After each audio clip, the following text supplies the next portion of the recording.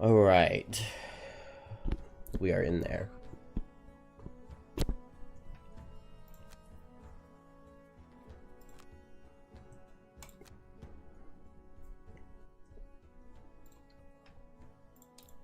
So,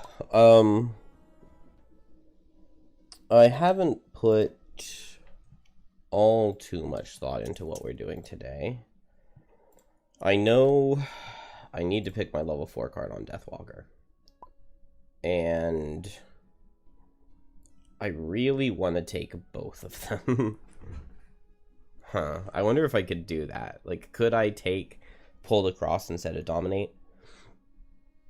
The problem is, I love the way this disarm scales into later game on Dominate. And like the move 4, like sometimes it's useful. I really like this card, Dominate. I can really see Invisible being very, very useful, especially in this challenge and currently when I do not have access to any other invisibility characters. There's no Trap, there's no Kelp. And so my only source of invisibility is Blinkblade. But actually that's not true, because I do have the ring. I have Bone Shaper's ring. The Ring of the Night, that's what it's called, right?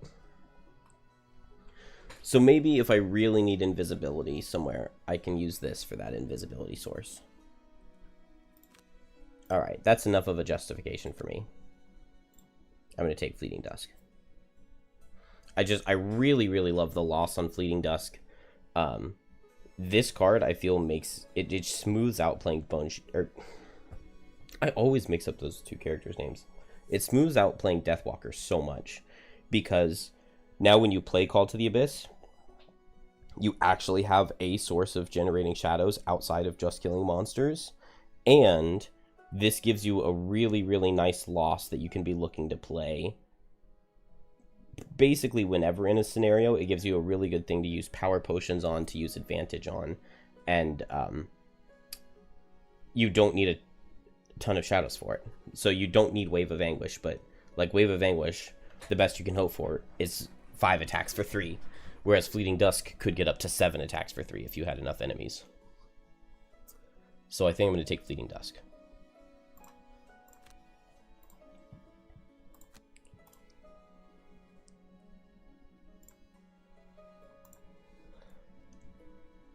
And my cards are probably fine at this point. I could put Black Barrage back in for more shadow movement. But I think they're fine as is. Maybe if I have both Black Barrage and Fleeting Dusk, I don't need Dark Fog. Not Fleeting Dusk. Deadbolt. Alright, we'll see. We'll see. Oh, I'm missing a card. Oh, well, that is a nice problem to have. Okay, so I could put Black Barrage in. I wonder, what about putting the Shadow in now? The Summon in now? I'm going to try this out.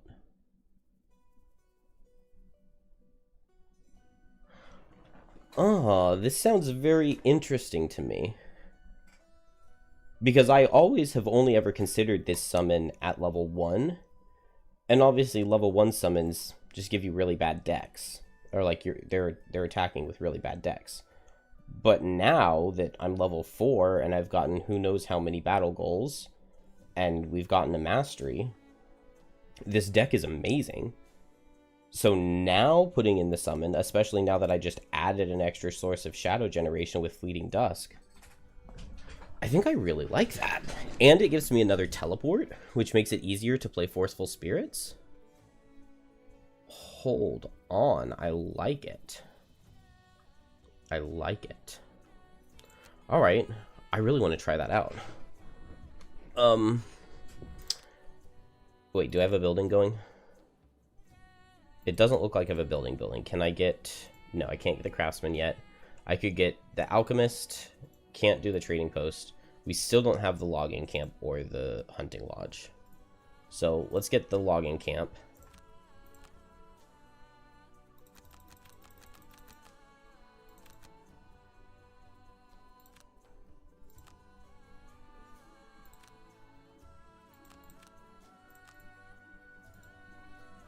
Oh, I already bought my metal. That's alright. Can we do anything item-wise for Deathwalker? I don't think so. I think she's pretty... Yeah, no, she's very, very nicely equipped. So we need to build towards the Frozen Fjord. I don't know exactly who I'm going to do that with. We need to build towards the Crystal Enclosure. Both of those levels are making me think of Blink Blade. We're going to want a strong Blink Blade. 1, 2, 3, 4, 5, 6, 7, 8. 9 levels technically beaten, because we did beat Private Empire. Hey, Victor. There's not really any deal with this run. It's going pretty well. It's had 1 retirement. So we have only retired a Banner Spear. Deathwalker and Bone Shaper have played the most levels, and the original Banner Spear played a lot. It got up to level 3, but Bone Shaper has done surprisingly well. Deathwalker has been amazing. The past several scenarios, she's done the most damage by a lot, because I have this Heavy Sword Spyglass, Metallic Scrap Sword, Jagged Sword combo, and just get to hit with superpowered Fluid Knights. And so I've been doing things like Bone Shaper strengthens Deathwalker, and I've gotten several masteries, and I've tried to focus hard on battle goals. So like Deathwalker has a really good deck, and it's just going pretty well. Snowflake is going to retire relatively soon. I need to kill 2 guards and 2 robotic bolt shooters. We could go do the bolt shooters level now with the Ancient Spire, and I need to wait a couple weeks to have access to the guards. I also want to get Snowflake up to level 3 to take on the Crystal Enclosure before she retires. I think Deathwalker's retirement is just not going to happen. Oh, it's the Aether Outpost storyline.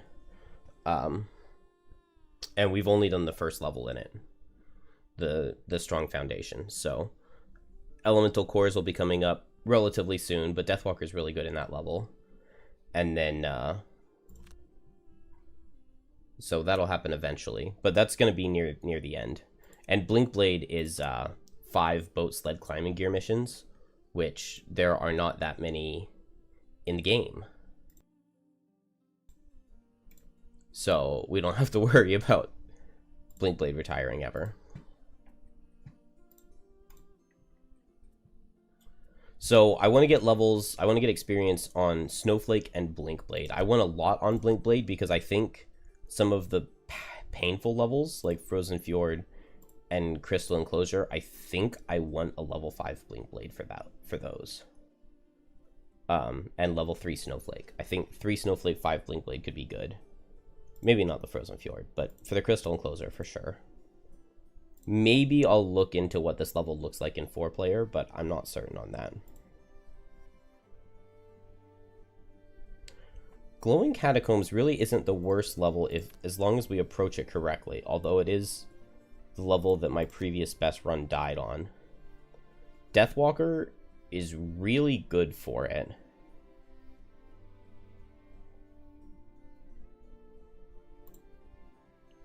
What if I do Deathwalker, Blink Blade?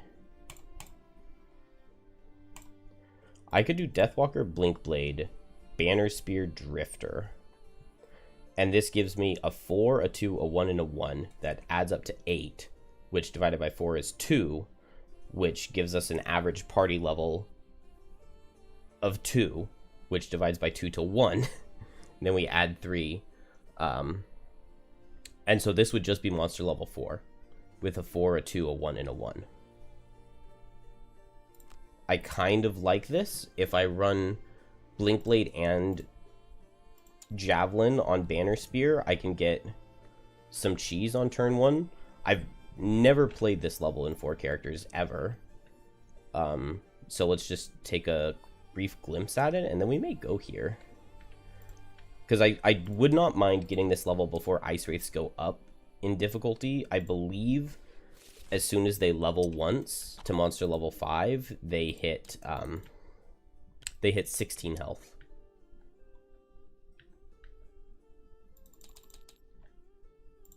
Yeah, they would hit 16 health. All their other stats stay the same, but they get a, what is that, 25% increase in their health? So in 4-player, the first room of this scenario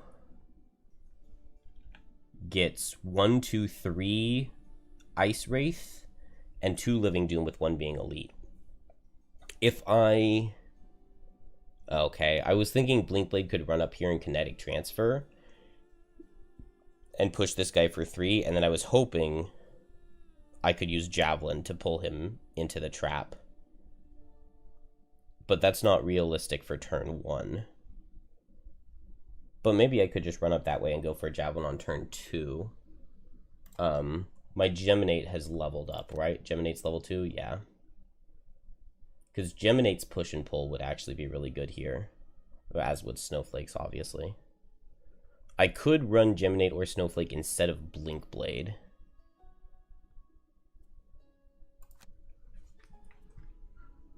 What is the second room?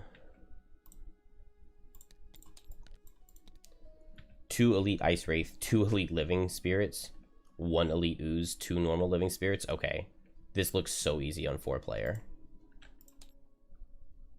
And this room is just 2 elite Oozes. Wow.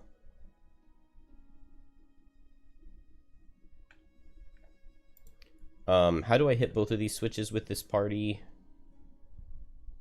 I guess just Banner Spear, ranged attack, Drifter, ranged attack. This seems okay. Oh, I was kind of planning on this Banner Spear never playing a level. She's never has played a level, has she? I just made her because she experiences 12 buildings.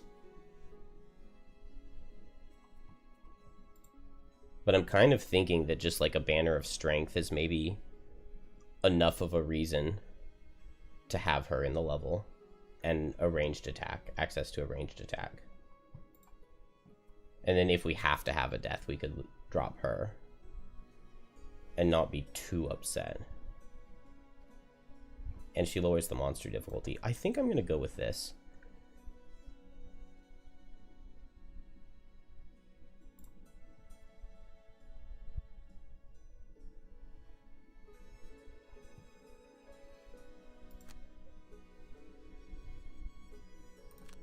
What are my potions?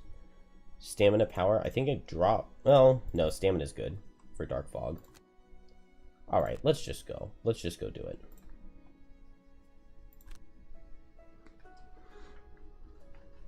We never fail here.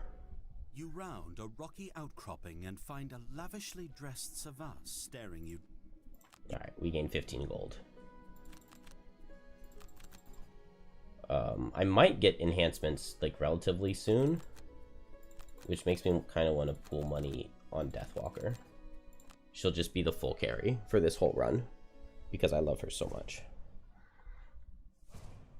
Lose a card and negate suffering 5 or more damage. 7 experience. Kill an enemy before its first turn.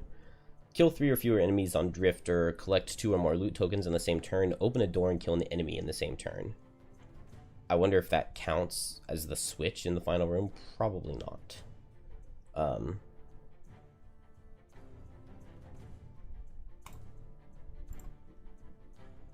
Maybe go for Overachiever. Collect fewer loot bags than any other hero. Apply a negative condition while something already has one. And on Deathwalker, never kill an enemy. Kill an enemy with disadvantage. Remove a negative condition from yourself or an ally 2 or more times. If I bring Rest and Shade, I could remove wounds. And there should be some wounds going around.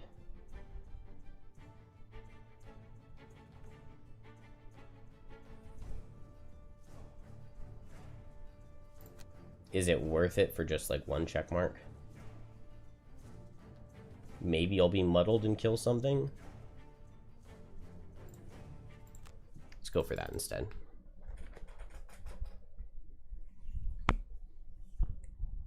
This is the level that my previous best attempt died on.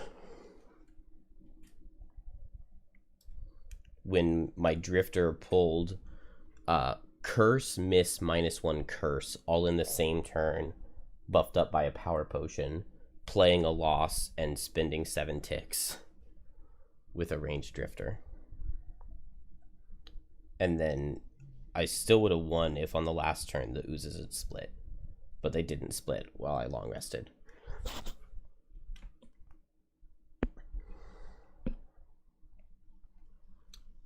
Just got back from VK. What's VK? And hello, Viral Ghost.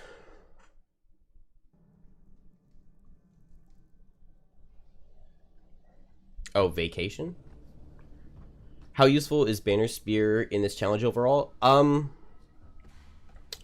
I was using Banner Spear a lot in the beginning of this run, and it was doing very well.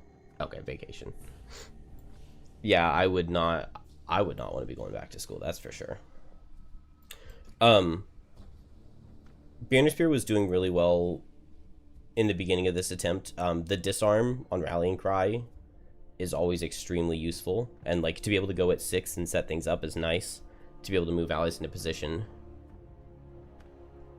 Voluptuous Kellogg's. How could I not have intuited that? Okay, I think I start Call to the Abyss, probably with Fleeting Dusk, right? And we get a Shadow out. I'm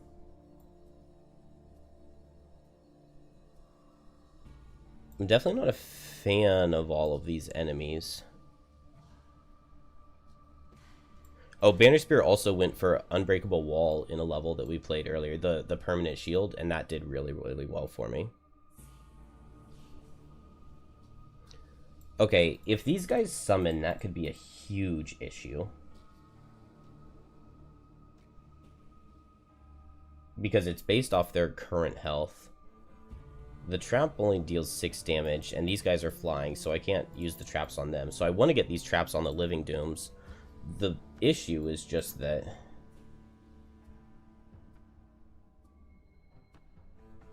that's easier said than done. Blinkblade could run in and kinetic transfer.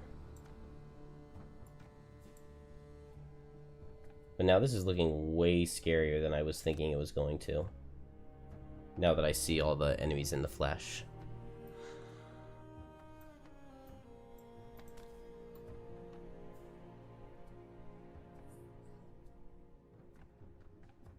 Maybe I should have brought Bone Shaper.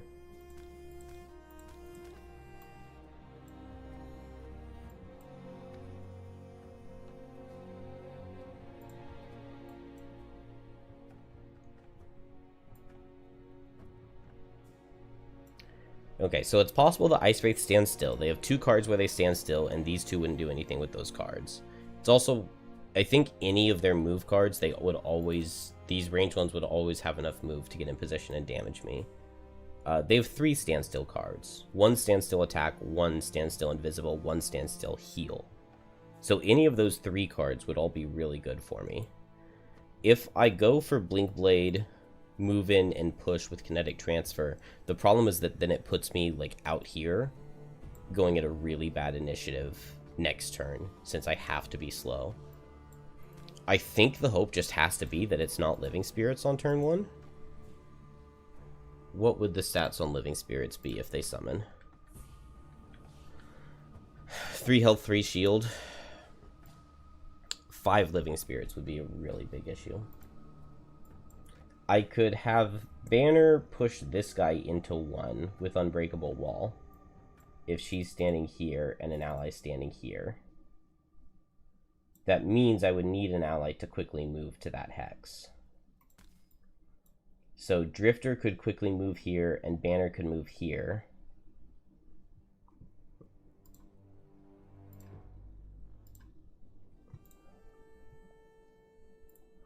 If Drifter is quickly moving here, it's something like raining arrows with crushing weight. And then the following turn, Blinkblade could potentially follow up with a push if the Living Dooms are standing still. If they're going late and baning...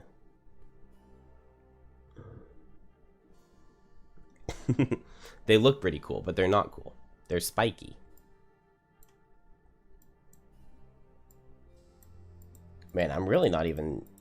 I have a hard time even, like, picturing or remembering what their cards even do. I just know they can go really late and bane me. I know that they can summon in the 70s. And I know that they can go fast and curse and get shield. Their fastest attack is pretty slow, though.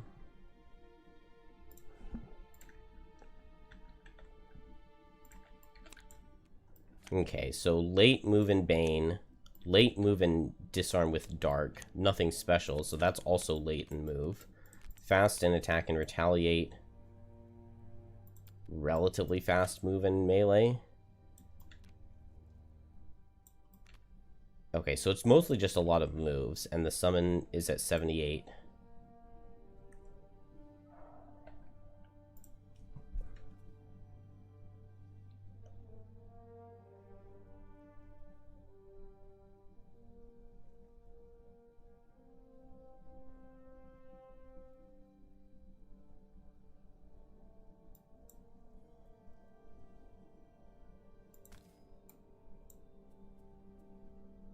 Man, it already feels like I've made a mess of this.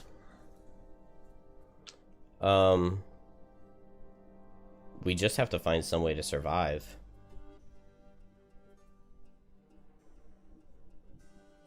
One, two, three, 1, 2.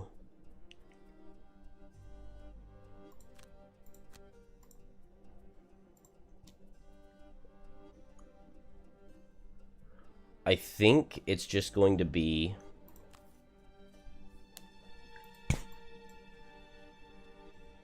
move in with these 3 characters to, like, these 3 hexes, and spread my characters out to split their damage, or spread their damage around.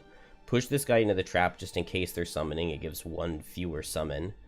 And then we spread the damage around between those guys, and then Deathwalker, Deathwalker gets set up. And then hopefully Deathwalker can carry.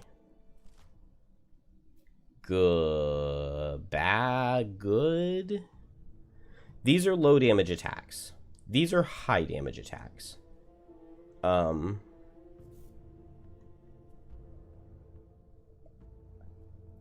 maybe if I don't move in.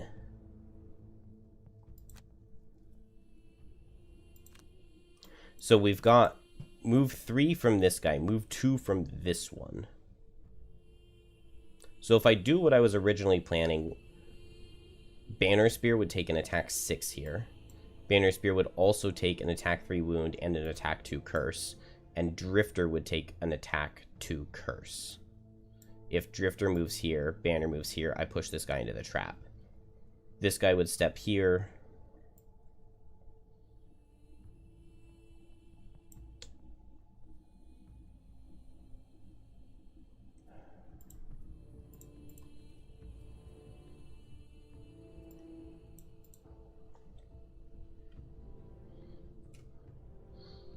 That is a very large amount of damage for Banner to be taking.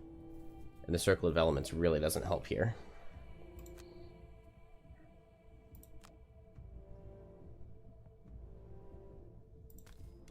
I can move Drifter with Combined Effort, given that I played that.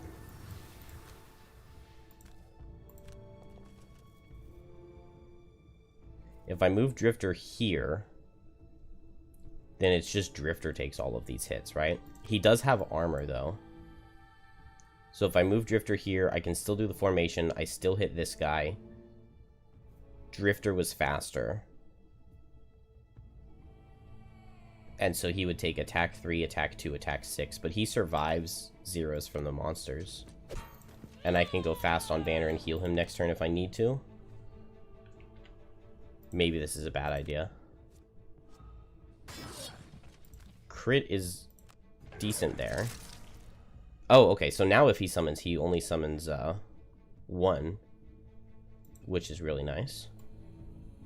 Blinkblade, I just don't want to move into range 2 of this guy, but this guy will go here, so this guy's coming over here, which is kind of good. That means that Blinkblade can push him into that trap next turn. So we'll just step up here.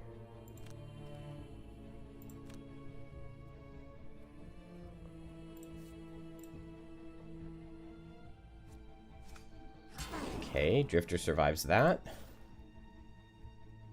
You've never seen that Living Doom summon card? Hopefully, I can say the same by the end of this level. Alright, Drifter survives a +1.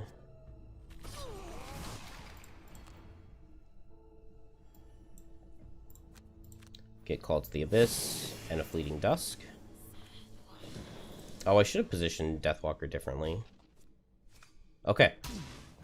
Drifter survived because of his armor, whereas Banner Spear would have died. So, I guess I made the right plays. I could heal with at all costs, which just cost me 1 health. It probably makes the most sense to just heal with regroup, though, right? I could also... Blinkblade, I think I really like just kinetic transfer. Move here, kinetic transfer, push this guy into the trap. Hopefully, hopefully that's pretty good. I like the heal banner. So if Blinkblade goes fast and Banner Spear places the heal banner right here, Drifter can go after 18. Fastest Ice Wraith attack is 16. That would be really bad. I do not believe they got a shuffle. No, it was Hasty Assault, right? It had to have been Hasty Assault. Unless it was Renewed Aggression. But I think it was Hasty Assault.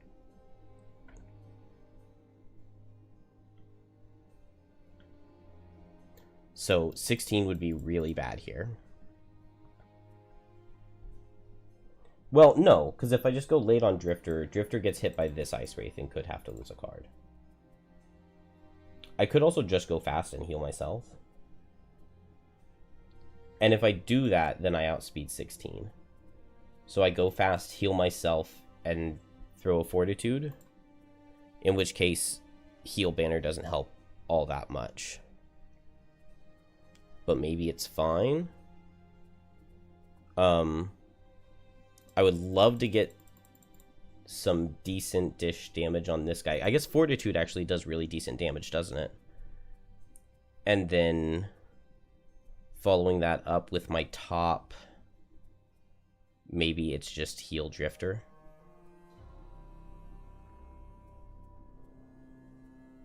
I mean, if somebody moved onto this trap, then I could pincer movement the Wraith, but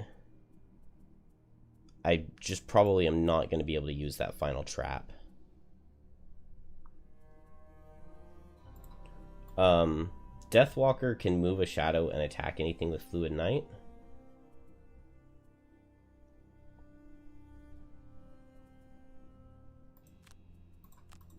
I think that's just the play. And I can do that at 14 if need be.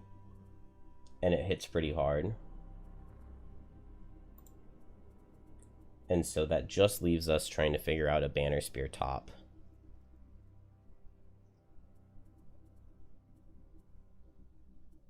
And since I can't figure anything out, I'll play heal.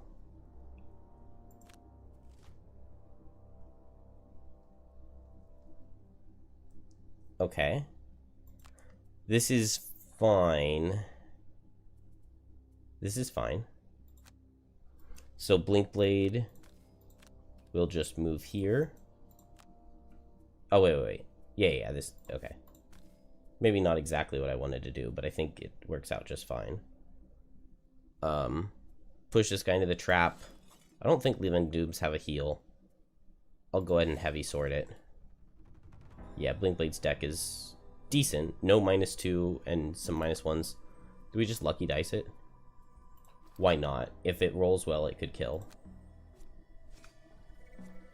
Okay, well, we missed. What's the easiest and hardest Frosthaven solo scenarios in my opinion? I haven't played them all. The...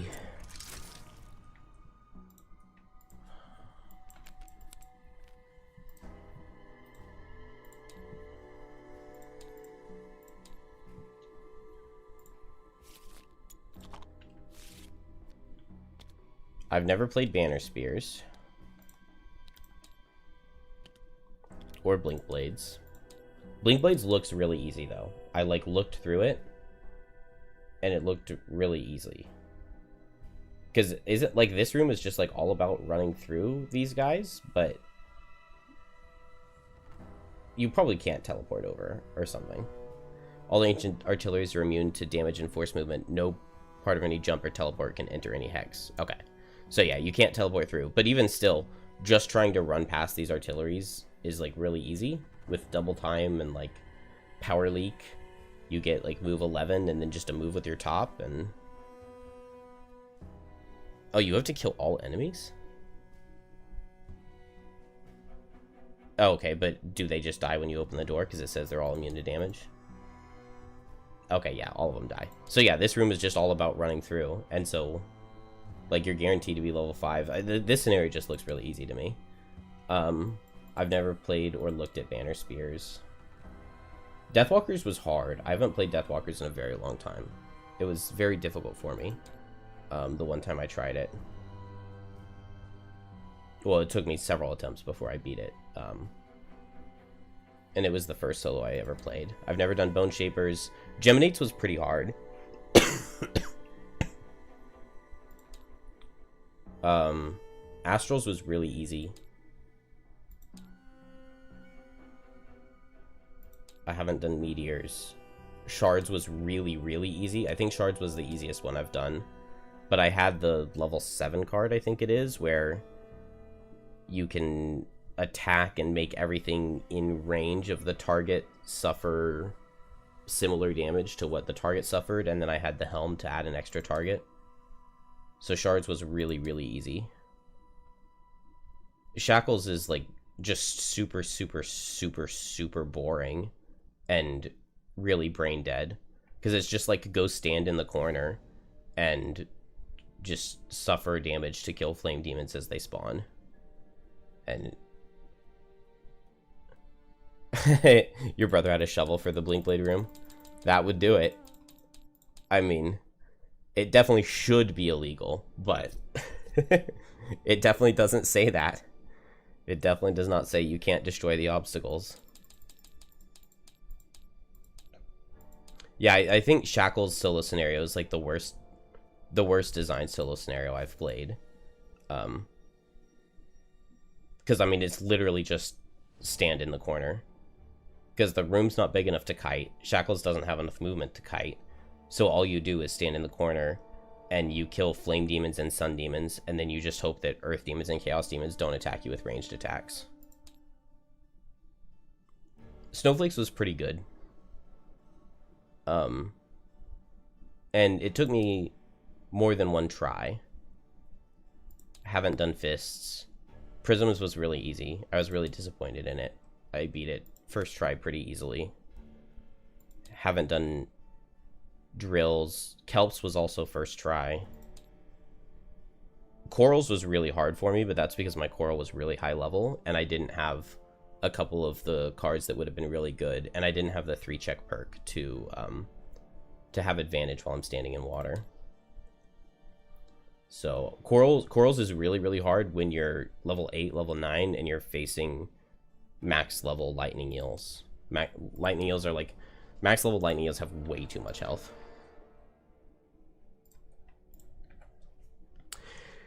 Anyway,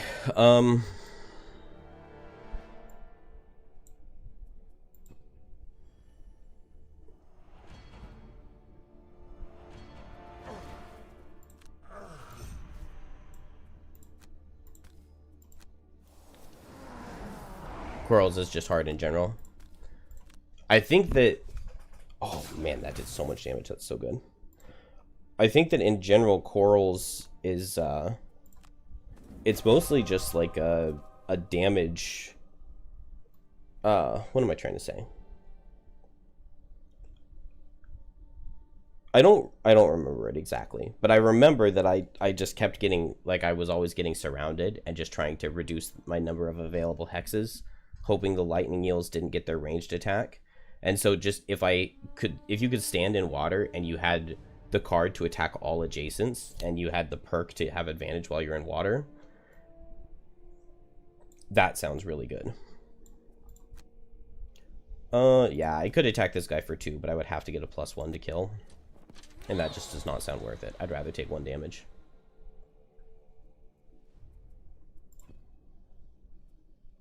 And we got the Banner of Hope, so we're immune to this Bane, which is really nice. I guess I just target this guy, right? Because these guys got 5 shield, so no point in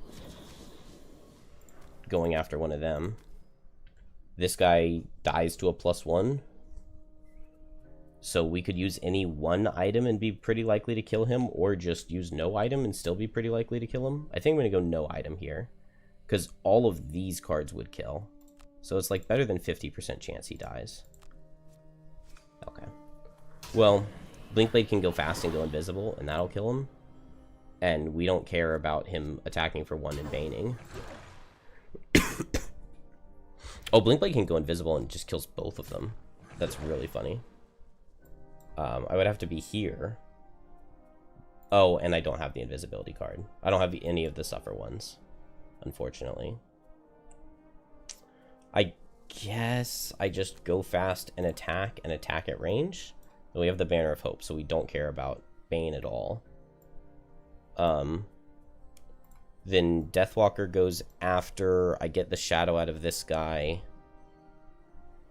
What do I do at that point? I could hit with Forceful Spirits. What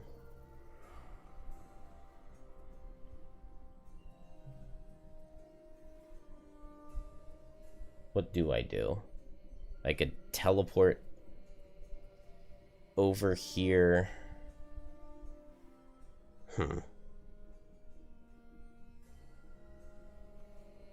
Part of me wants to send Deathwalker like way over here and attack both of these guys with Forceful Spirits to get 2 shadows. But that's not worth it. I guess I could just let Deathwalker try to pick up the kill on this guy with Deadbolt.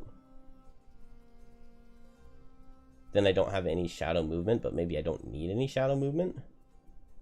So what if I just go after Blinkblade, potentially teleport here and hit with Deadbolt? I think that's fine. Blinkblade doesn't necessarily want to go fast here, is the only thing. Drifter can go for...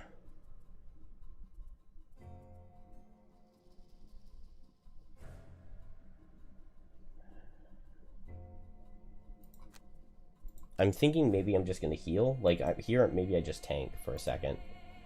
And,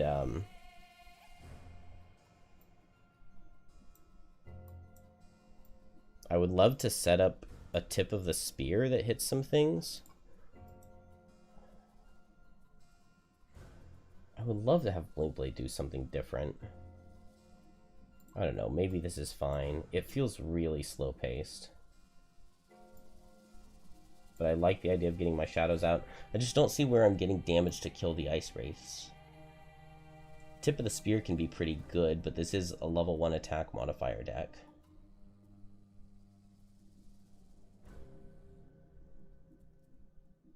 I have a lot of healing, but healing is not necessarily the greatest thing. Maybe I just heal Drifter up a lot and I let Drifter Vile Assault this Elite Ice Wraith. I kind of like that.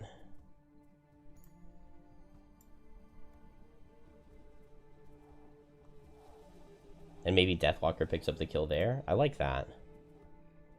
And then finally, maybe I just heal up Drifter late.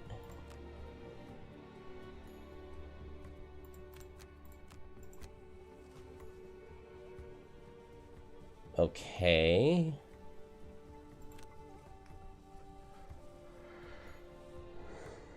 This is all fine. So Blinkblade, we just attack. This guy is dead. We get a shadow. And I mean, no point in taking attack 3, right? Or retaliate 3. I think I just move here, and then this Ice Wraith doesn't hit me at all. He's probably gonna hit Deathwalker, though, if she teleports here. Oh, it depends on who she's targeting, though. I'll take retaliate 3. I have the banner to heal me up some. Okay, well, we miss anyway. Get rid of this Bane. I can activate continuous health on myself, and I'm just going to play this loss. Let's heal up with continuous health first.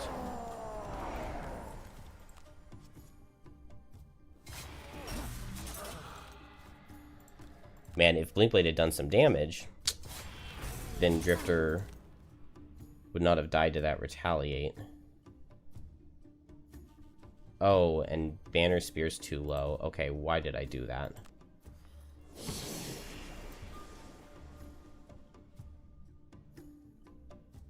Why did I do that? Dang, okay, so I can kill one of these guys, but not both. I don't have any way of increasing my Forceful Spirits range.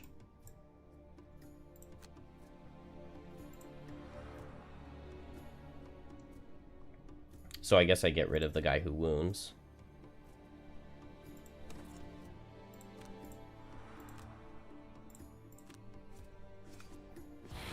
Alright, well this was really dumb.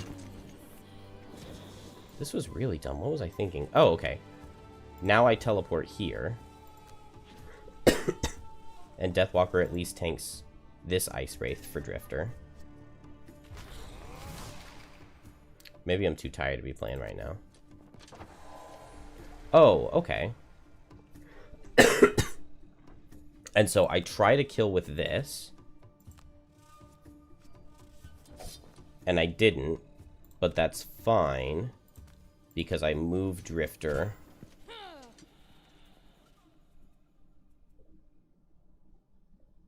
And he will move and go for a big arc.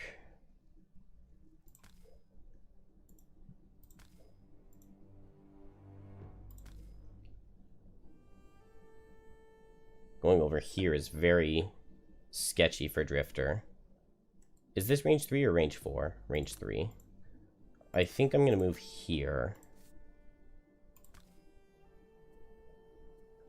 No, I don't want Banner to get attacked. Or Deathwalker to get attacked.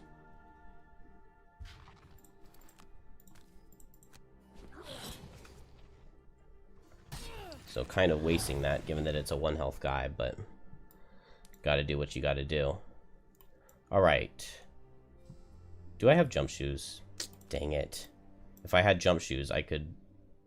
Well, no, I was thinking move, run over here and disarm, but that doesn't work. I can run over here and tip of the spear, and Banner's healthy. So that'll be good. Drifter will get a good heal from the Banner of Hope. And so I think I just bloodletting this guy. I'll have Banner Spear right here. But I can't move any shadows. Okay. We'll just summon. Yeah, no, I think I need Black Barrage over this summon card.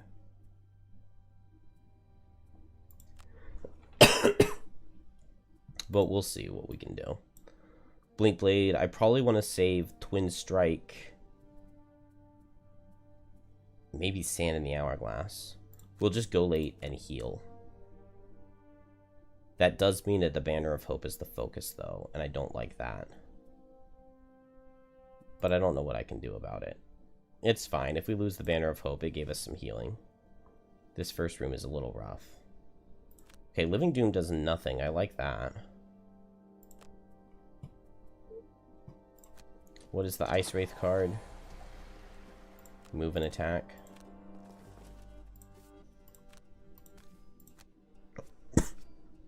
Come on, that's 2 misses already. Drifter gets a good heal. Do I not kill this guy now? I think I don't kill this guy now. What if I just poison over here?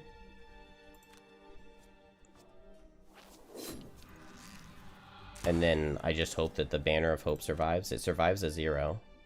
I think I move next to this guy so I can kill him next. Well, no. Right here's good. I may just want to heal.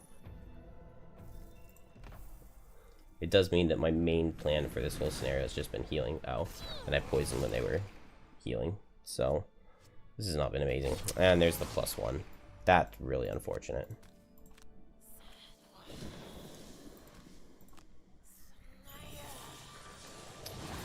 Oh. Dang. What am I doing here?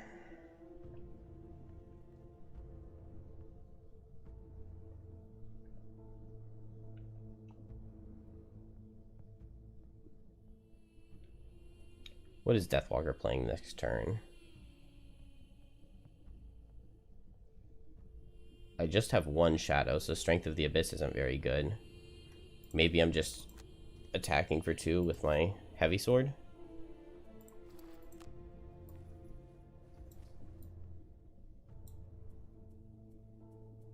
I can't move any shadows. So getting back a level 1 card was not a good idea.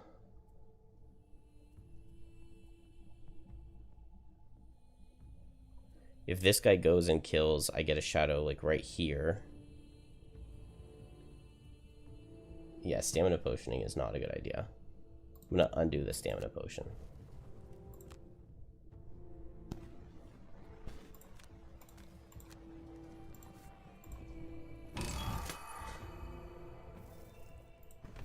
Alright, we got the Furious Factory. Blink Blade. Do I just heal up? I mean, next turn I'm just moving 3 into this guy, right?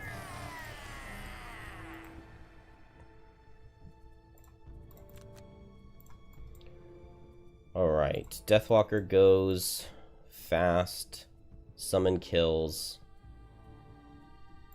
and I just hit this guy and wound him.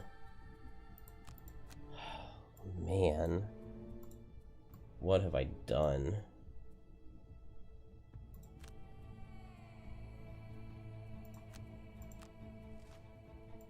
I just have a bunch of characters that feel not super useful.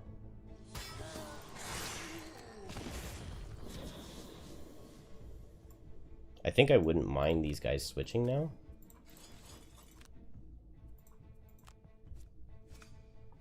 It's a good +2.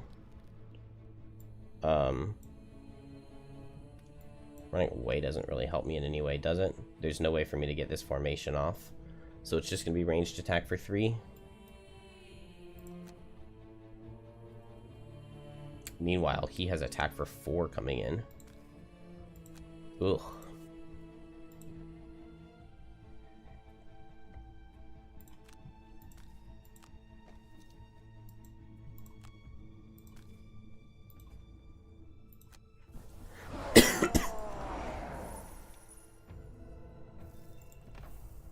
These Ice Wraiths just feel so infinitely tanky with their little bits of shield.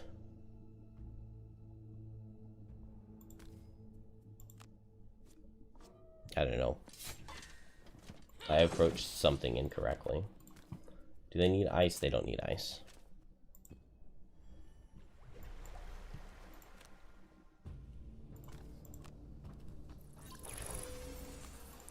I guess Sand in the Hourglass gets 4 damage here. Twin Strike was useless. Hey Brian, run overall is fine. This level is not looking hot. I mean, it's not been horrible, but now I'm getting some curses in characters, and I don't like that. I don't know how I'm killing these guys at all. 1, 2, 3, 4, 5, 6, 7, 8, 9. I can short rest without bringing the summon down, and I won't lose any stamina. I don't have my items though, which I don't like. And also I kind of want to Dark Fog twice in the next rest cycle. But yeah, run overall is fine. We've had no deaths. It's beaten 8 or 9 levels. I don't remember which. Ugh. Blinkblade has to long rest here, but 4 health is very dangerous. I don't have any disadvantages left from my cured leather armor. I pulled the miss 3 times already in this room. On Blinkblade Drifter and Banner Spear, they all have missed.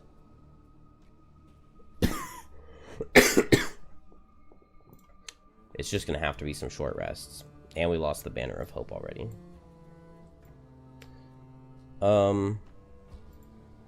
Deathwalker's short rest, I guess, is the most valuable.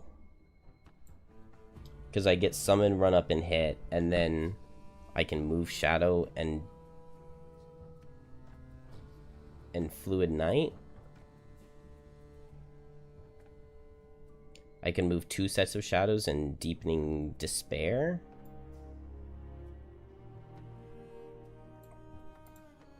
Drifter, I kind of want to heal and just heal Blinkblade. Deathwalker's short rest is the most valuable. Yeah, Ice Wraiths are really annoying. I mean, maybe they'll go invisible? What cards have I seen from them recently? I'm a little tired, which I think means a little out of it. I've seen Shard Strike recently. That was a couple turns ago. I've seen Restore Essence. I have not seen the Unholy Strength. I think they just played the Renewed Aggression, so I think they shuffled. So they could do basically anything this turn. They didn't play the Heal this last turn. It was Calculated Strike this last turn. So they can't hit for 4. Shift Form, they hit for less, but then Blinkblade would get wounded, and the elites have higher base attack. Most of their cards, though, they aren't super, super deadly. Do I short rest everyone? That puts me in such a weird position for going into the next room. I mean, I guess not Drifter, but these cards really aren't anything to write home about. And Blinkblade has to go slow. I'm going to short rest here. Combined effort is fine. I think I'm just going to go fast and play at all costs to heal everyone and just run away. Banner Spear herself so that she doesn't die. And then here I'm going to short rest. Eclipse is fine. That actually may have been best case scenario. I actually maybe should drop Eclipse from the deck. That's what the problem is, that I have Eclipse. And I'll go Deepening Despair with Deadbolt. Okay. Well, this was all a moot point, because they're doing useless card. But it's fine. We heal.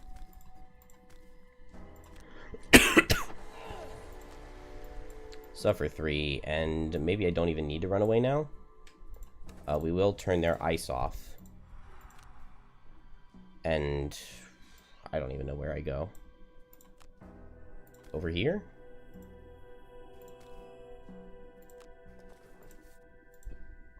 Show me good damage.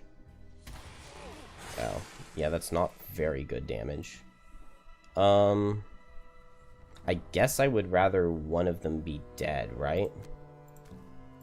So I move this shadow here. This shadow just to the door.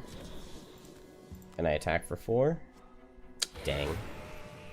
So I would have gotten good damage into the other guy with the crit. Oh well.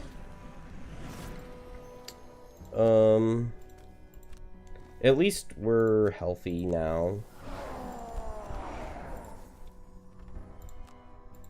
And honestly, part of me feels like Deathwalker solos the rest of the scenario, which is maybe a really dumb thing to say, but it feels like it.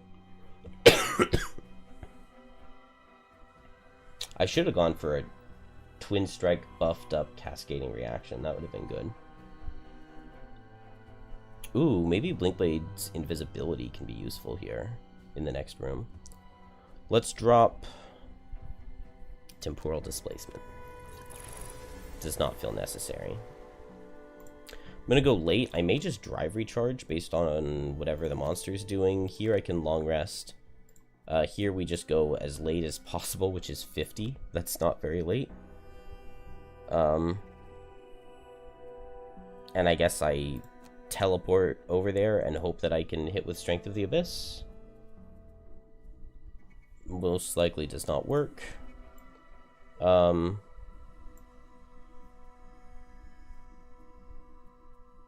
And I will just regenerate myself.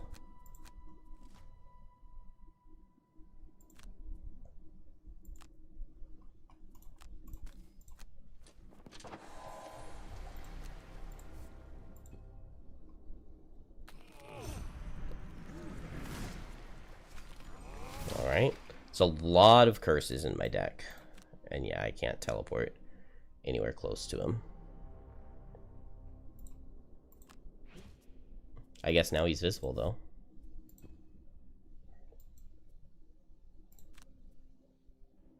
I really wanted these drive recharge tokens for the next room. So maybe instead I just attack this guy.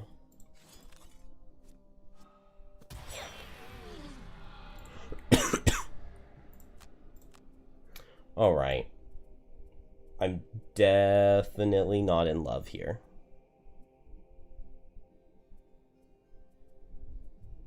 But maybe we're going to be okay.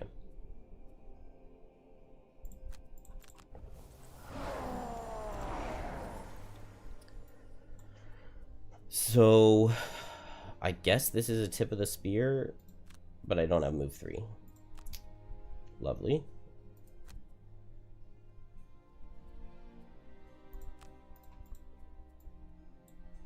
Now that Blinkblade got that crit, I wish I had drive recharged top, because I'm thinking I just want to get towards the next room. Drifter's the one with overachiever, so theoretically I could kill with fortitude and open the door if someone else damages. I kind of want to save Blinkblade tokens.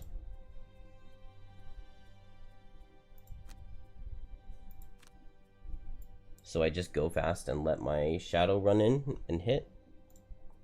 And then I fortitude, and I'm fine with opening the door here. That doesn't bother me. And then I'll let Blinkblade go.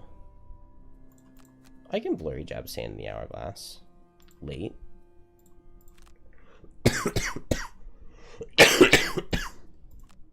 We'll go slow. I think this is good. Show me good damage. That's not good damage.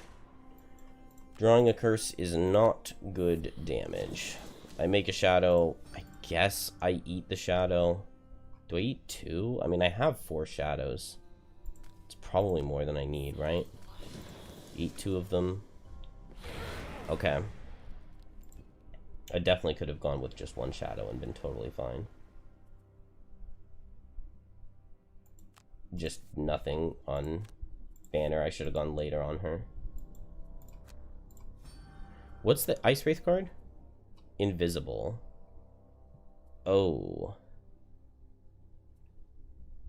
The problem is they have this ice. I think I'm just going to abandon my battle goal, actually.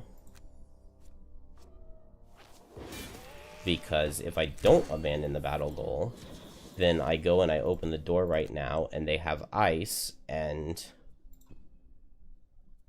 the 2 Ice Wraith in the next room give them 2 blesses in their deck, and are invisible for the following turn.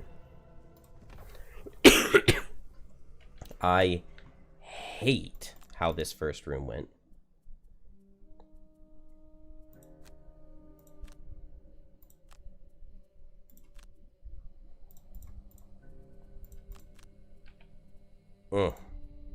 Miserable.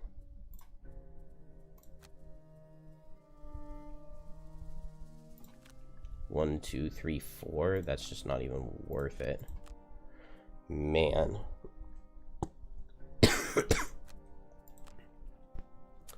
Alright, let's just see what happens.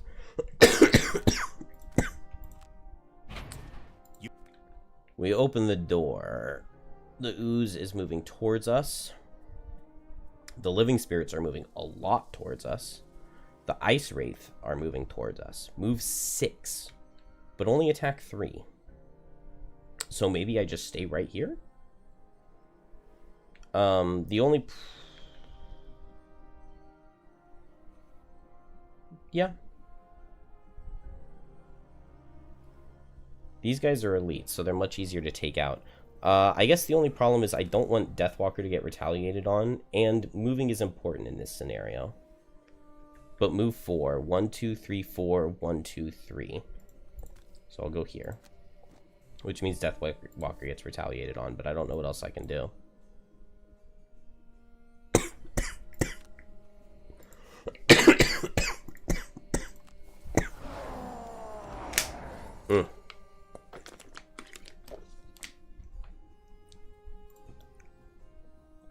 Oh yeah, my summon's just gonna go die.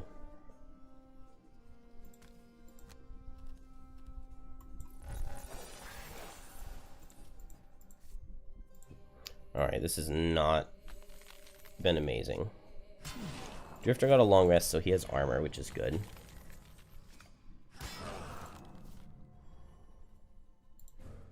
Bye, summon.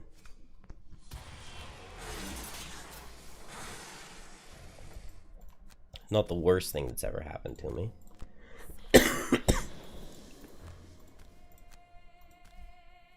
Oh, I don't have all my items. Dang.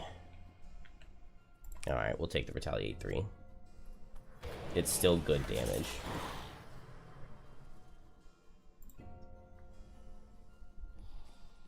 Oh, I really wish these living spirits had not moved so much. And it's better for the ooze to not split yet. Do we throw the Banner of Strength right here? I think we do.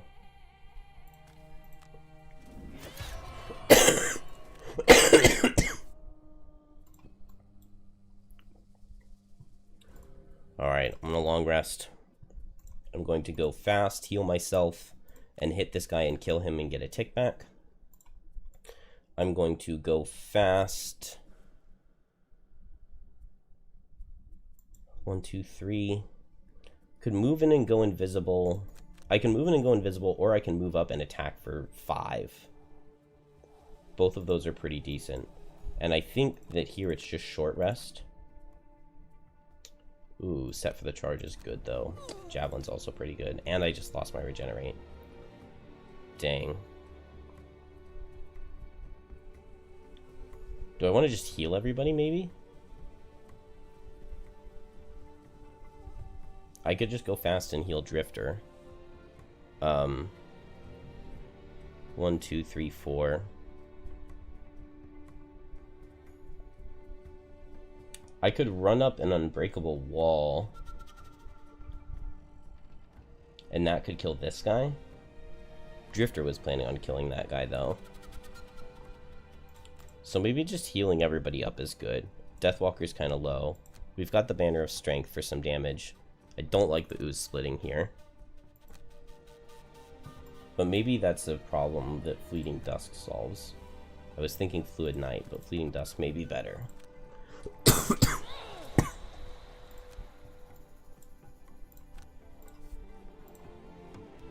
This has not been good Banner Spear play. Alright, what is the Living Spirit? So 2 attacks for 3 coming from these guys, and they will reach Drifter. Drifter is going to kill this guy, most likely.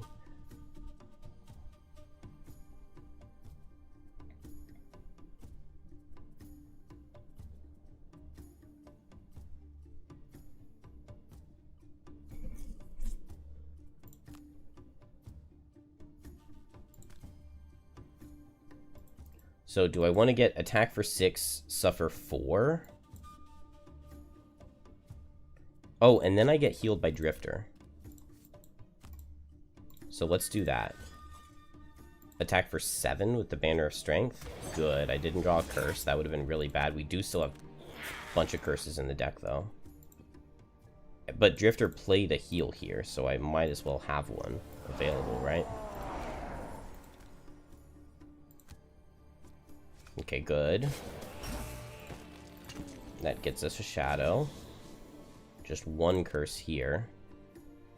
We probably need it on healing. What do I take? Oh, attack 3, attack 3, attack 5. That's bad. Oh. Oh, Blink Blade was faster. Oh. Okay. Well, Blink Blade's dead. Okay. Just losing Power Leak is not the worst thing that could have happened to me. We definitely dropped the summon now, right? It got a little bit of use in the first room. And we move this towards the back because we want to get the oozes going. But for now, it's just Fluid Knight to kill this guy. Go fast to heal Blink Blade. Maybe, hopefully, get set up for a tip of the spear. Not much Drifter can do. I just need to get Fortitude back. Does that mean I'm just long resting? Maybe I just move up and I short rest. I go late, try to move next to them so I can get a Bloodletting on one, and I can go Bloodletting Fortitude. And I have no tokens, so I long rest. Split on the ooze is not my favorite. Oh. Okay, these guys both go into Drifter. That's fine. Ow. Oh, man. I way underestimated the first room of this level.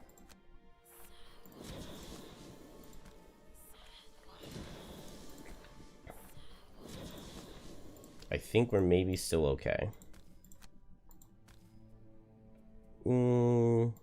Just Spyglass because I do have a curse. Okay.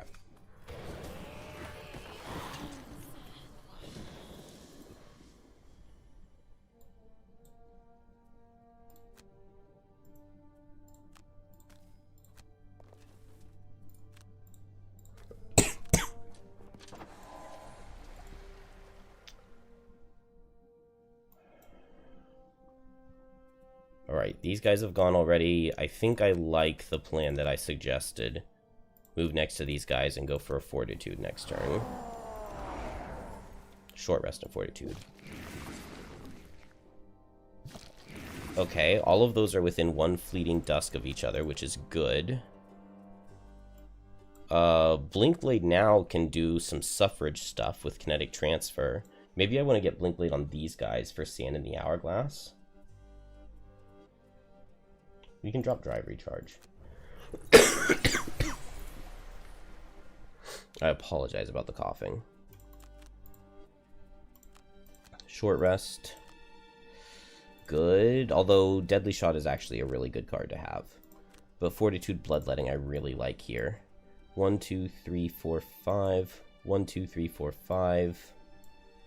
1, 2, 3, 4, 5. Okay, if these guys move 2, then Sand in the Hourglass Blurry Jab could reach. Even if it doesn't reach, I can Sand in the Hourglass the one here that I didn't get. Here, I want to move Shadow for 5. 1, 2, 1, 2, 3, 4, 5. And then move it here and Fleeting Dusk all of these.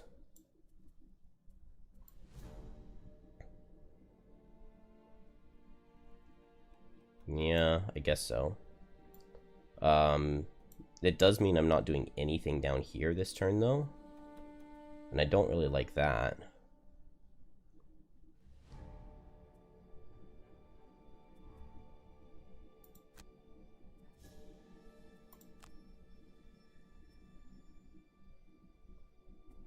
Alternatively, I teleport here and I hit and wound. Maybe that's better. Maybe we just don't worry about this whole situation going on up here. And then if I'm... Yeah, that's fine. Good. Okay, I like that Living Spirit card except for Drifter. It's still fine.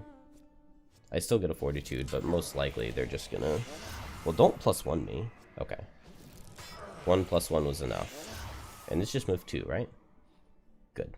Good, good, good. Okay, do not miss.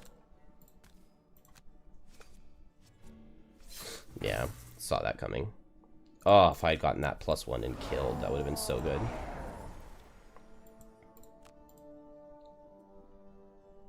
Could go for the normals, but...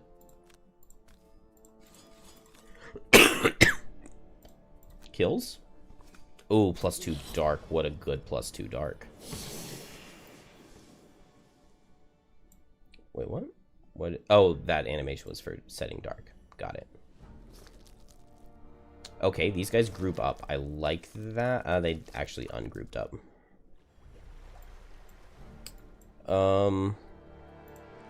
Let's get jump boots, and then I can kill a normal, but I think I just go for this elite right here with Sand in the Hourglass.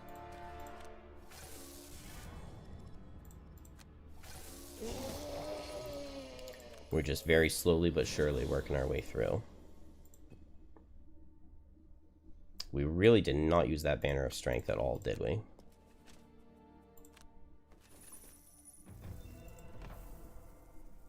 Well, that was a mistake. And I lost Javelin, and I lost all my ranged attacks, didn't I? So Banner's just a healer at this point. Not very respectfully played. Drifter just heals and gets back a tick. Actually, let's just double get back ticks. Because this thing's almost dead. Blinkblade will just... We're going slow, so we'll just do slow stuff. And here... I guess if these guys move forward, I could Anger of the Dead to wound. I could Anger of the Dead top just to, like, kill this guy.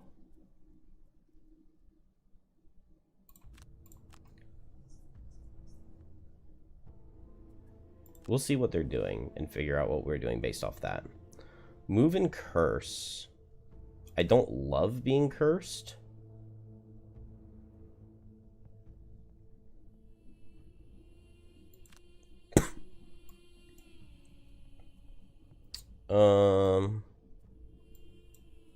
Yeah, I think I'm gonna move this shadow here.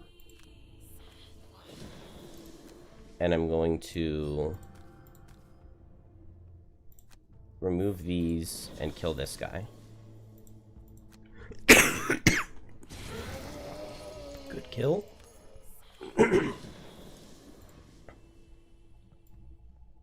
Drifter, yeah, this guy's this guy's never healing, so I'll just grab 2 ticks out of him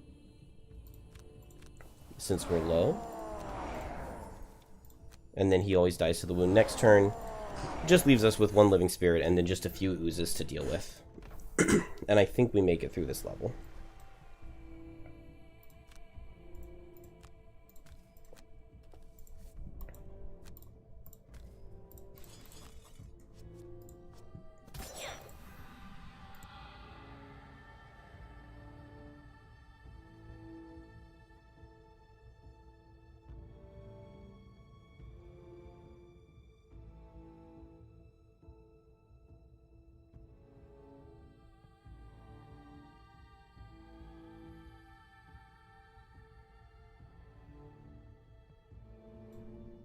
I've been feeling a lot better all day, but the cough is taking my body over right now.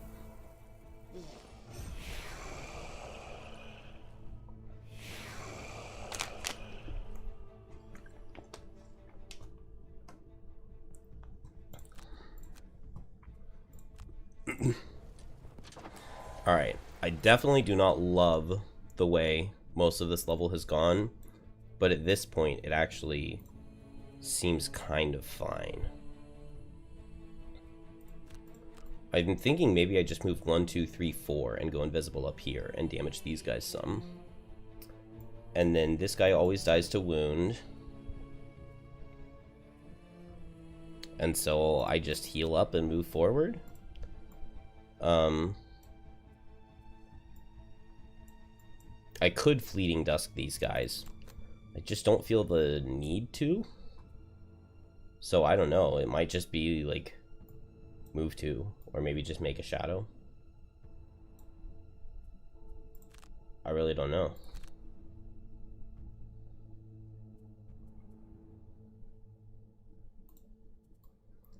And then go late and move forward. Okay, Ooze's splitting is maybe not that bad here.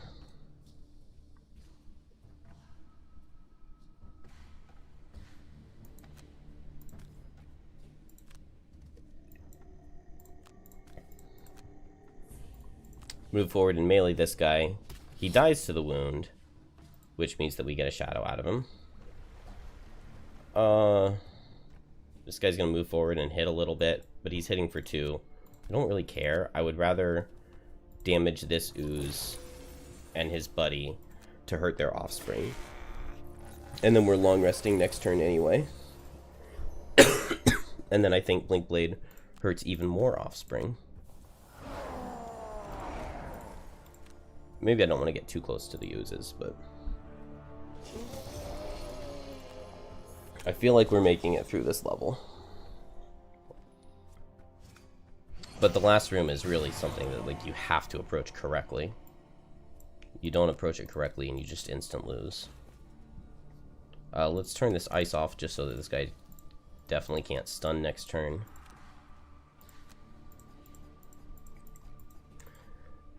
And yeah, Banner Spear really has not helped. I have not played her correctly.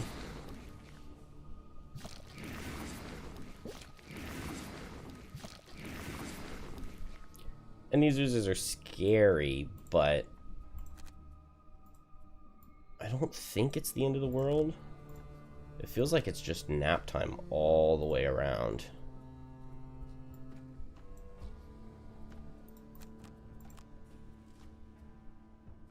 Okay, nothing out of the Oozes. Living Spirit is hitting, but I can just regenerate.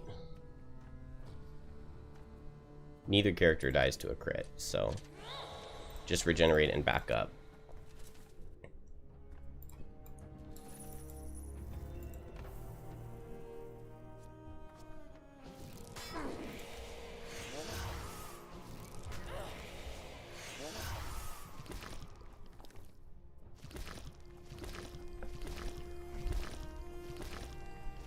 This is gonna take a long time, but at least we have Blink Blade. We have Blink Blade to go invisible and slow there, or speed up. They're splitting to death.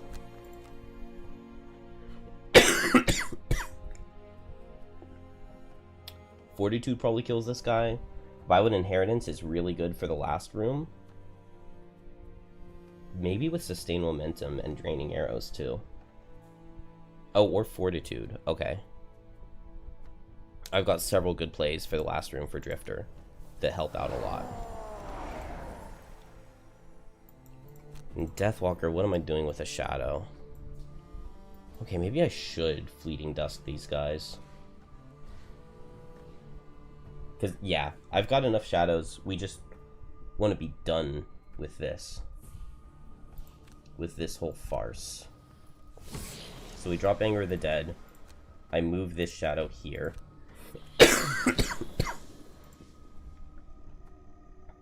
And then now I just Fleeting Dusk.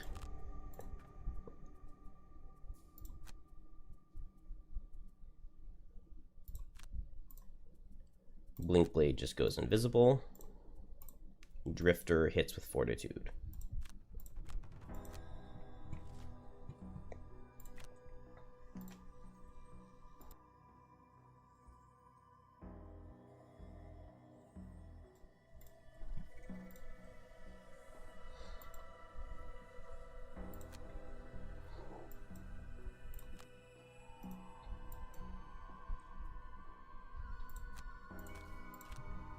Move here. Damage. And now these 3 die next time they split. Unless they heal first, which is possible. They're moving in attacking range 4, so let's stay far away. Good.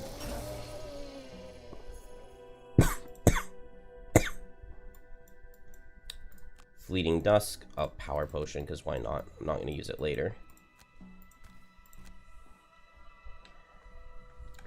So this guy first, and then the order for the others doesn't matter.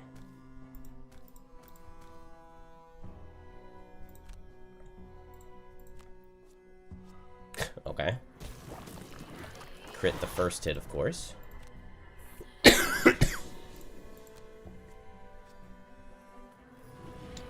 Sad Curse. Good +1. Maybe I leave the Shadow there. No, because a +2, any of them dies to wound this turn. Oh. And I left a cursed guy marked. 2 curses, too. Does that mean no curses for the final room, though? So that's pretty good. And then we can move all shadows 3.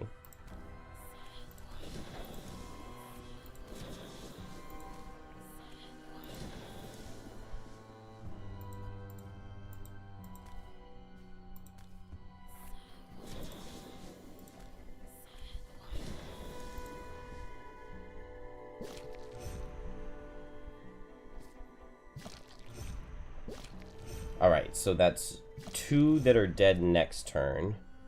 Almost all of them are dead once they split. Banner's not doing anything here. Maybe I want to turn Dark off because they can heal extra with Dark in this game.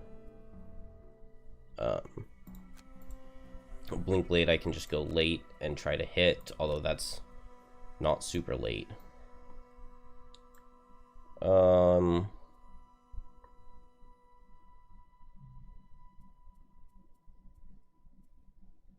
I'll just hit one of them with a Fluid Knight.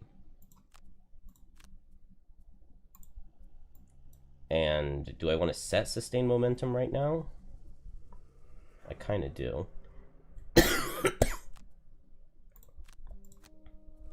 Good. Split is very good here.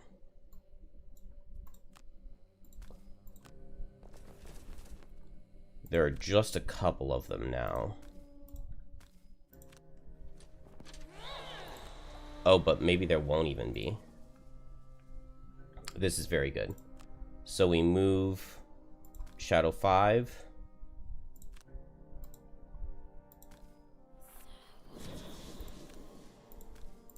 Target this guy, and I'll Spyglass this one. He goes down. We get a Shadow there. And Blink Blade now is free to target this guy.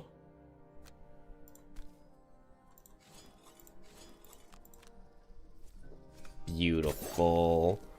And they all die to the split. I feel like these oozes weren't even as cooperative as the last ones. It just worked out better.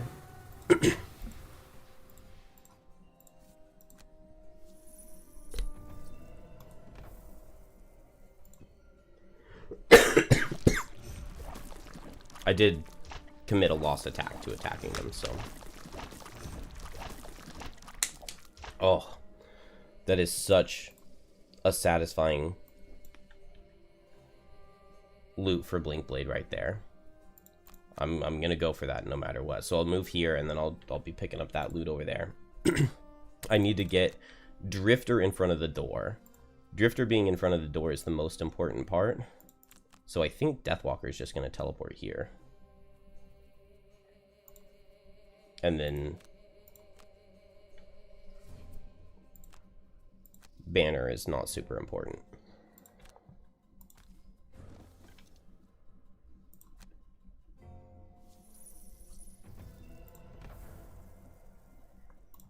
I'll let Banner pick up 1 money.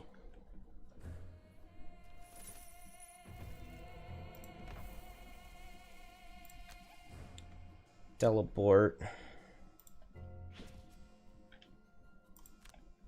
And I have 5 shadows out, so Strength of the Abyss is a nice attack.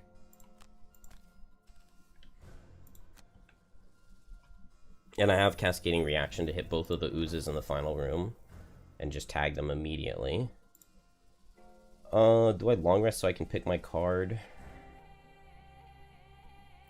Let's just be patient. There's no point in rushing.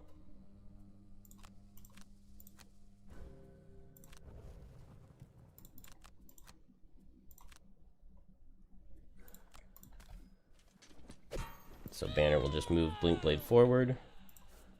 And Blink Blade. Oh, and Drifter. Hello.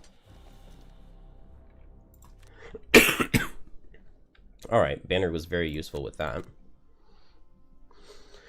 Hey Blue Flame, been playing intermittently with a group for over a year and you finally got shards. Is there any world, you mean possibility, where it isn't the last class you unlock? No. No, there's no possibility. It's not the last class you unlock. It's like...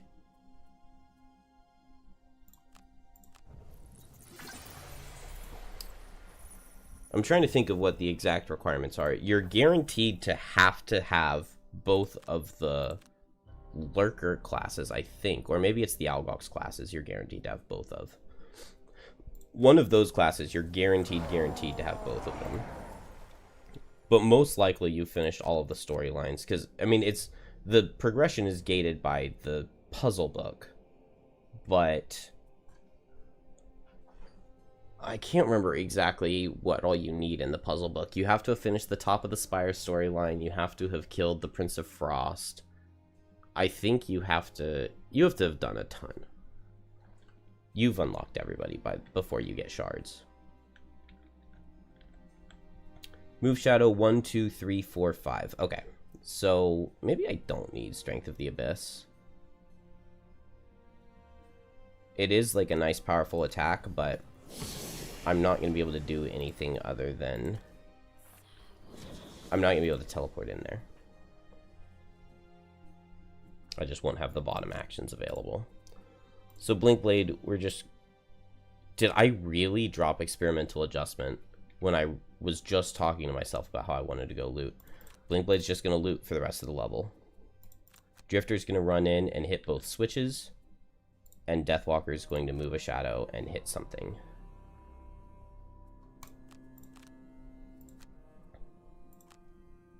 Oh, hopefully there's enough movement on Drifter. I think it is. Did I go fast or slow? I went fast.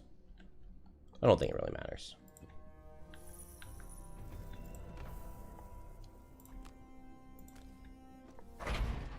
Alright, that is not split, which is good. It's single target, so I just move... Or no, it's multi-target. I know how words work. I move here and hit this. And that hits the switch. And they are activated even with a miss, right? Levers are activated when dealt any damage. Is that what it's supposed to be? I don't think you're supposed to have to deal damage to them.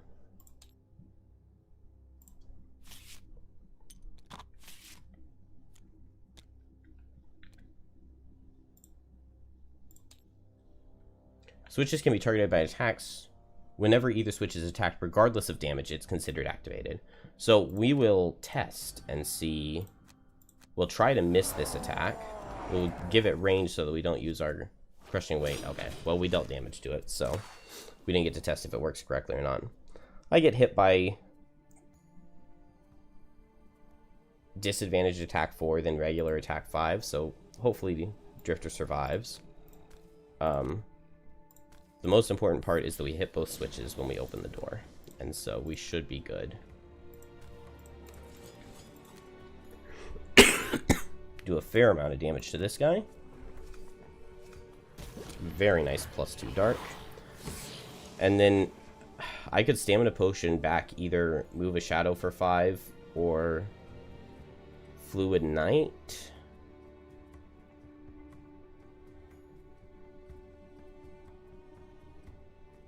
I guess my turn is just move to an attack at range 4 this next turn. So we'll hold off on the stamina potion for now. That's fine. Good. Alright, very nice.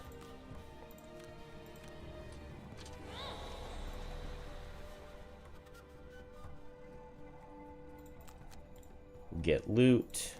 Get loot.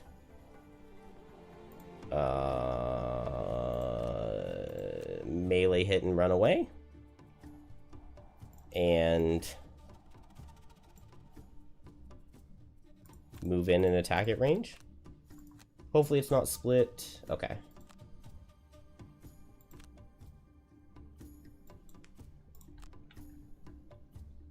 Okay, banner doesn't reach loot anyway. That's fine. Deathwalker. Let's see. So I could just try to kill this guy. I think that's probably best. Okay. He doesn't die this turn, but he dies next turn. Meanwhile, Drifter heals off the poison. Heals up.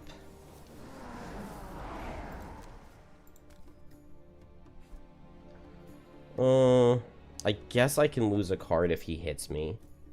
Or I can lose 2 cards, but then it's my final turn. So maybe healing is better. And then next turn, I short rest and I hit him with a Fortitude. And I pick up loot. So this bottom one is dead to the wound now for sure.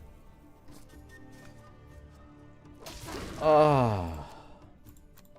Okay, well, Drifter should have attacked for 5. I guess better for Drifter to get crit. So we have to protect Drifter's dead body, which basically just means that Deathwalker needs to move here. If it is multi-target, it would attack Drifter, though. Man, that's so annoying that he crit that. Because I would love to long rest here. I get to move a shadow closer. But also if he splits, that would be bad. Okay, Deepening Despair is definitely the best card to lose. Maybe I send Blinkblade in closer.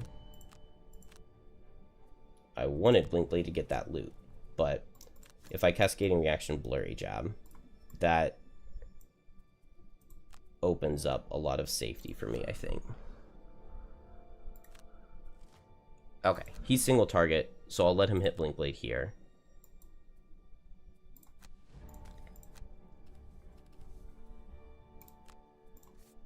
Blinkblade also cannot be crit, because he has cured leather armor. And now this guy's wounded. And we don't really have to worry about split very much.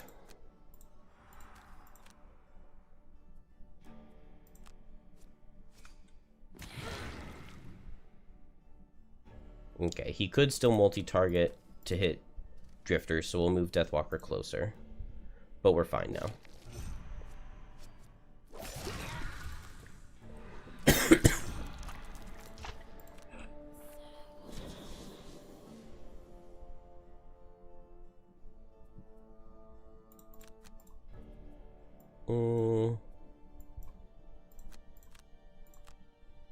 I'm gonna get back Forceful Spirits so that I can hit this guy and teleport over here and get this loot.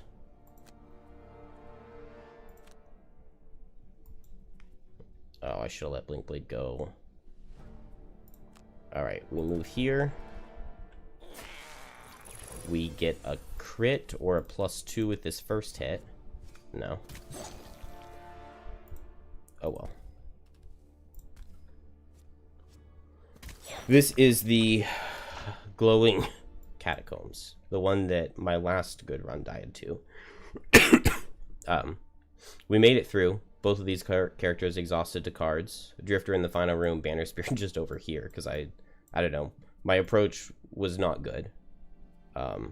It was very, very not good. And I left a lot of loot on the board. But we won. With no deaths. So, I'll take it.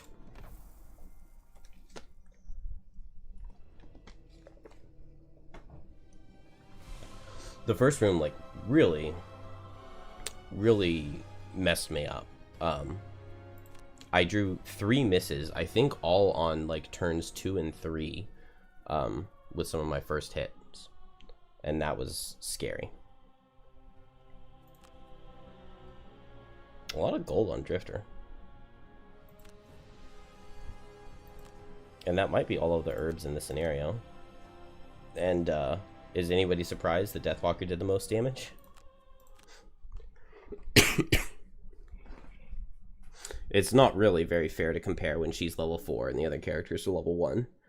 And, like, I only brought Drifter and Banner Spear specifically because they were level 1. Oh, I forgot you got 2 corpse caps for being that level. That's kind of nice. I like Violet, so we'll support her. Alright. What building did we get? We got the logging camp. Banner Spear, I'm sorry, we're probably not going to play you again. Right now, you're just too undergeared, and I didn't have good items to buy for her. Like, the winged shoes were taken, so I just threw on this circlet of elements, and that just does not help.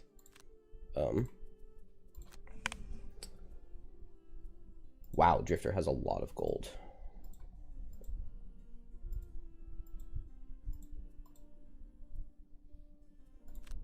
And he hit level 2. This is our first perk. It's our second one. It's not very good. Although Drifter really hasn't played very many levels, so I can't blame him. I was experiencing negative item effects because I took like a heavy armor. Can I get the heavier armor? Is it in here yet? Not yet.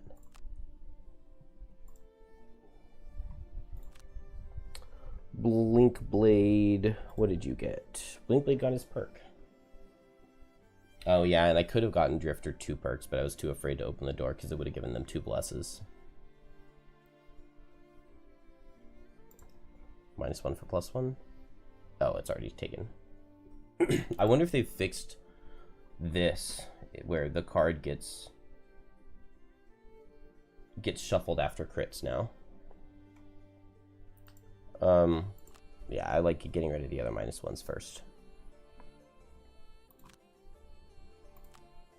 Alright.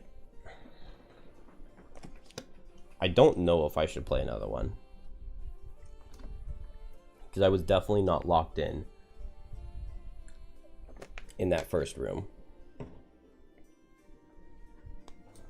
And I was not playing very well. Should have brought Geminate. Geminate would have been really good. Geminate would have done better than Blink Blade.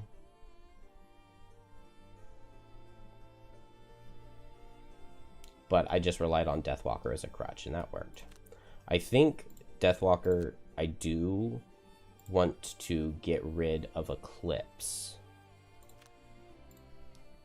and put Black Barrage in instead. And I think I'm a lot happier with that. Because Eclipse, like, I want as a late movement card, but I think having the Sunless Apparition as a late movement card is a better idea. And then that makes it easier to play Forceful Spirits top. And then I was struggling for shadow movement in the first room of that scenario.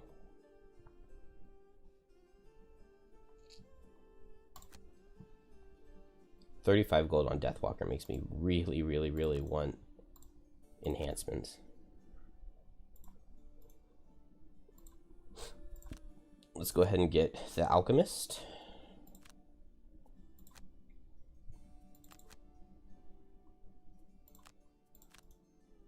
Up to level 2 so we can disenchant potions. And then winter starts, so I'll want to build a wall too. But yeah, that would cost 2 morale to do right now. So what is the overarching goal? 1, 2, 3, 4, 5, 6, 7, 8, 9, 10 levels beaten. We just unlocked the Furious Factory, which can definitely be a difficult level. It's not the hardest, but it's not completely free. We need a sled, which we don't have, I guess. The Crystal Enclosure, we will also need a sled. And this level is very scary. It's the one with the pillars that gives them all the bonus shield. So we want level 3 Snowflake for that. Frozen Fjord is scary. The elevator. I was saying I wanted to play the elevator today. Maybe that would require too much mental bandwidth, though.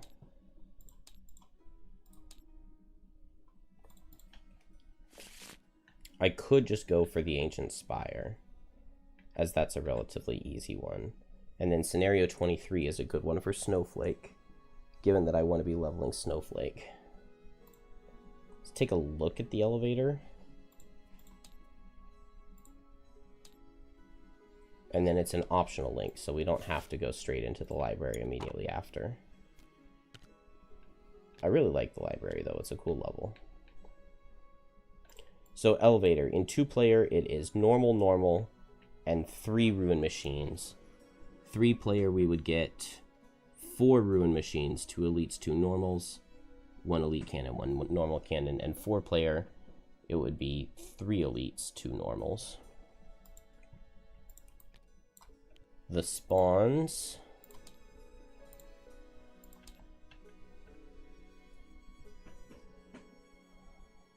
Two-player, it's just an elite cannon.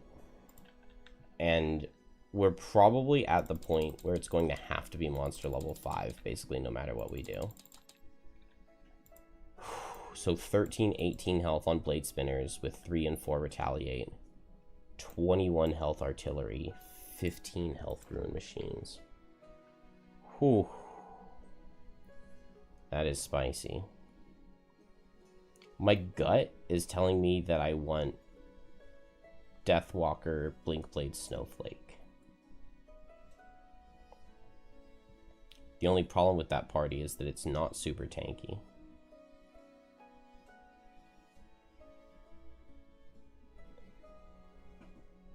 Two Ruin Machine to each H.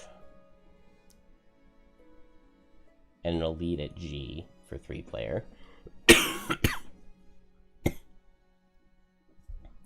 So that spawn's not that bad.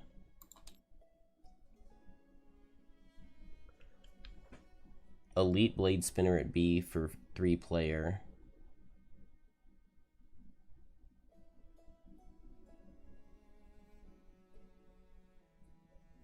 And then 2 normal Ruin Machines at each H.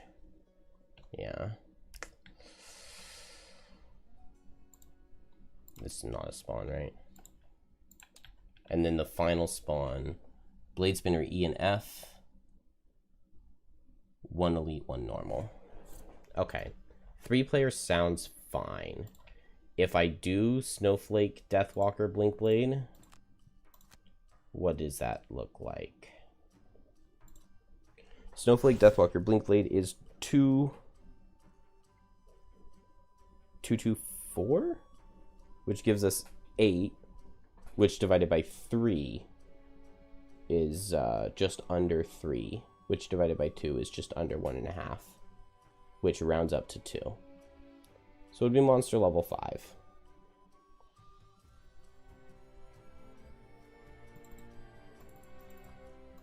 I mean, maybe that's just fine. Because I can get... Well, Snowflake's still just level 2, so she doesn't place a ton of hazards. But I could go hazard with stamina potion, and then short rest for another hazard. We would get 2 ancient artillery down here, and they're 15 and 21 health. That's kind of gross. I have Deathwalker target 1 as soon as it spawns. I have Blinkblade run up and hit both as soon as they spawn. We have all characters run up. What if I I could, like, pull one here and run around and push it. I could push a cannon all the way up to here with Snowflake. Alright, that feels like I should just be able to figure it out, right? The problem is just if they self-destruct on me. Whew. That could be painful. Let's pick up this Spyglass for Blink Blade.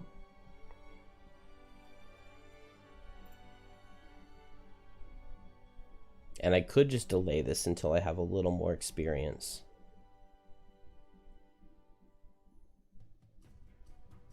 But why would I do that? That sounds so cowardly. Let's do this.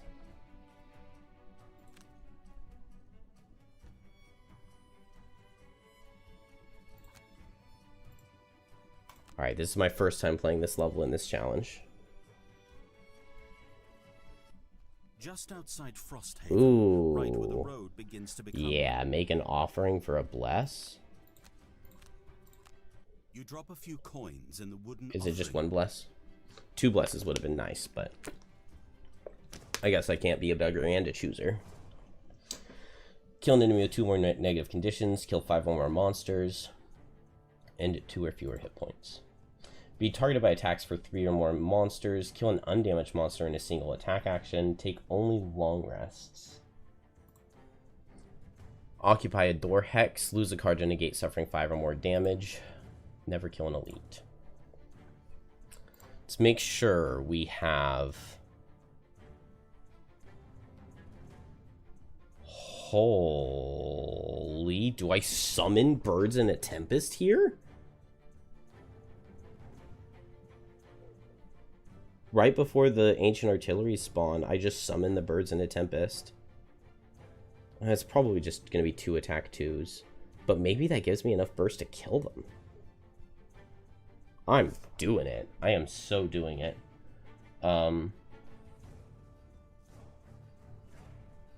Yeah, we're sending that. This is fine. I'm going to figure it out.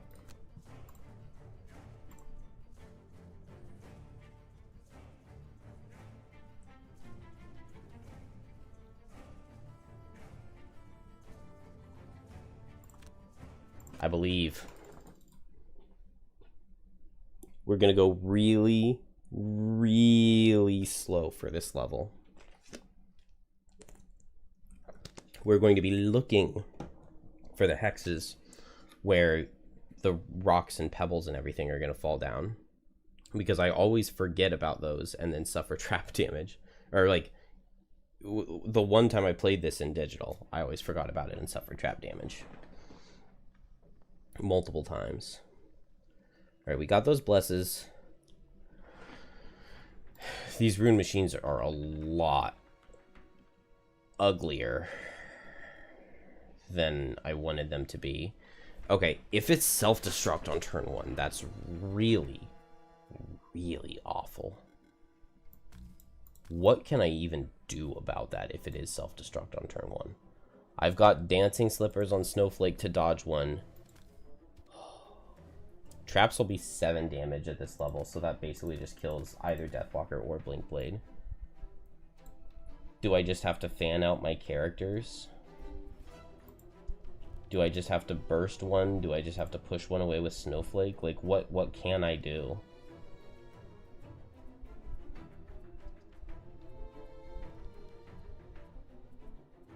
Can I just reserve the right to reset if it is, reset the level and try again if it is self-destruct on turn 1? Like, that just doesn't sound like it's fair.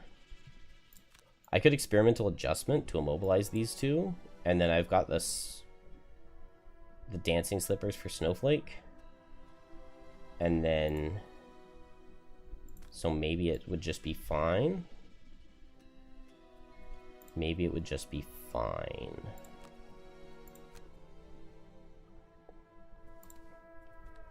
So experimental adjustment to go invisible, and I guess Twin Strike to heal off. I have to move closer to them first.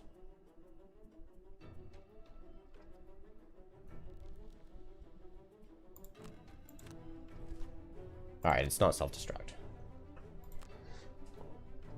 I like this.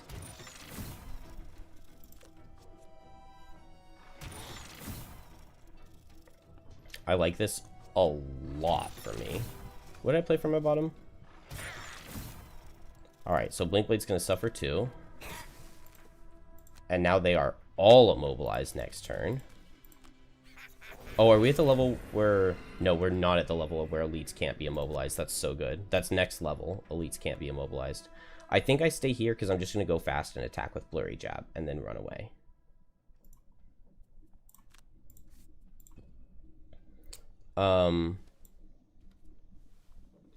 Oh, this puts me in an awkward spot.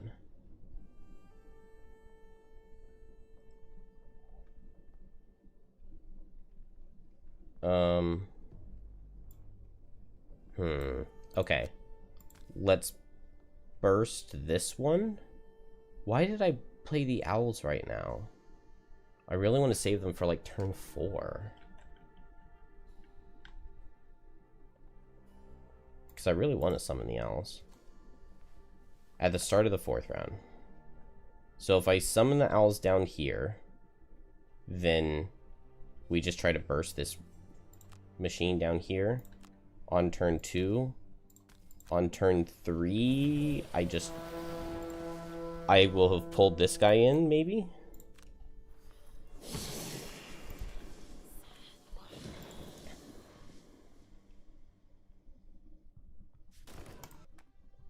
Alright. This hex and this hex get the obstacles, so those are not an issue right now. Blinkblade goes fast, Blurry Jab to wound, run down here. And we're chilling. Snowflake. Both owls attack this guy. We're just trying to burst him. So I'll throw in... Maybe move Deathwalker with White Wind's bottom.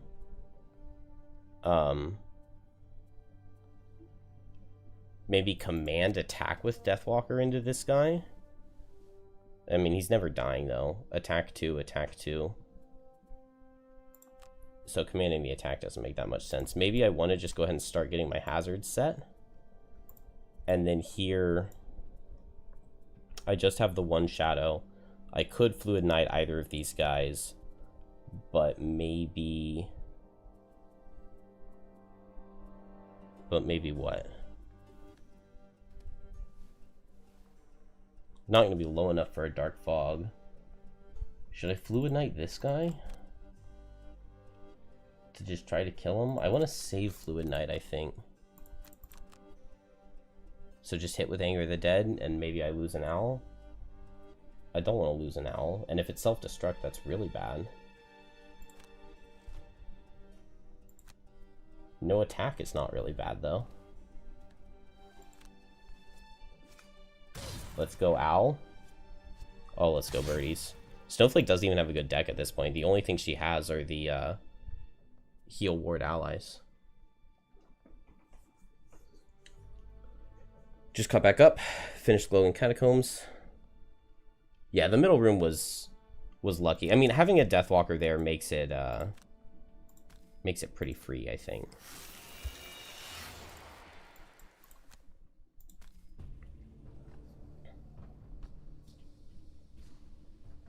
What did I play on Deathwalker? Anger of the Dead. This will be fine. Let's move her here. Yeah, this is good.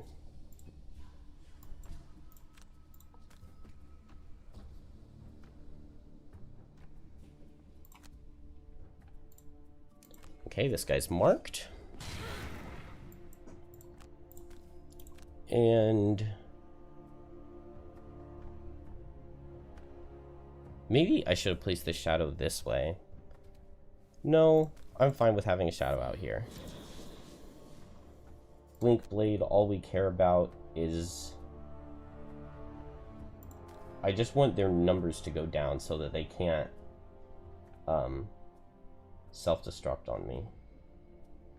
So let's hit this guy, and we're saving the items. Ooh, it's a nice item save. Now we're out of range of all of the artillery cards. Even this 7 range one. Alright. Not this round, but the following. The artillery comes down here. And my birds are not necessarily in position. I forgot to stamina potion to get frigid growth. That's annoying. Maybe that means I want to stand here and crosswinds to pull in a cannon to aggro my birds. I don't know. Let's see. If we go fast, maybe I can just attack and kill this thing. Do I want to get a snowball starting? Maybe not yet. Blinkblade could move here with kinetic transfer and do some good AoE damage. I'm kind of thinking, though, about going late. Yeah, no, I definitely am going slow. Definitely going slow and sand in the hourglassing. And I underspeed their self-destruct. Self-destruct is definitely something I need to think about.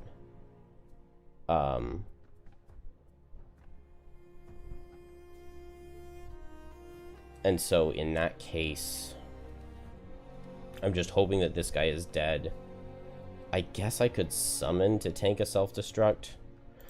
I'm going to be right here, so I'll Forceful Spirits and kill that guy and just run. Okay, still no self-destruct, just low damage cards. That's very nice.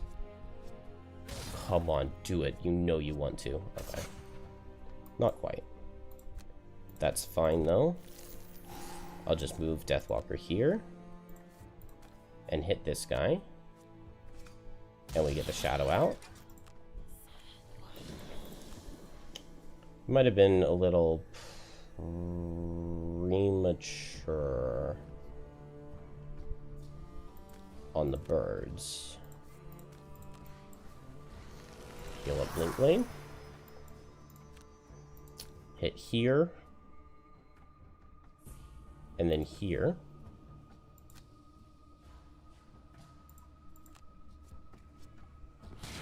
Mark that guy and get his shadow.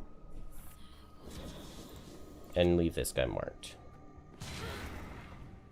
Okay. Snowflake will take an attack for 3. Deathwalker, an attack for slightly more. No big deal. Don't teleport onto the shadow. We stay right here. I still didn't recover my hazard card. And now we're going to get 2 more artillery at the bottom. Some disadvantage. Blinkblade gets to heal. And hit this guy who's low. Okay. Okay. Oh, man. I was not thinking about there being ruined machines, too. Oh, that's really bad. Also, this guy being here is really dumb and annoying and bad and stupid. 1, 2, 3, 4, 5, 6. I think I can't target this guy with attacks right now, not until he moves off. I hate my position. I think we let the birds... Yeah, it's a lot of guys. I think we let the birds tank. I think I pull this cannon here, or maybe the elite cannon here. I run around and I shove it 1, 2, 3, 4. I shove it up to here.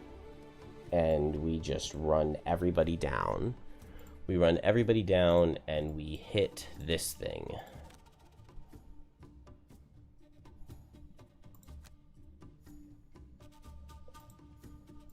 And we say, birds, I'm sorry, I'm glad I knew you while I did. Wow, I have Deathwalker in such a bad position. And I don't have either of my teleports, and I don't have any shadows down this way at all. I guess birds kind of tank for me. I like Deepening Despair this guy at disadvantage and move shadows down here and short rest and teleport. So bad. Okay. Mobilize. This may be fine.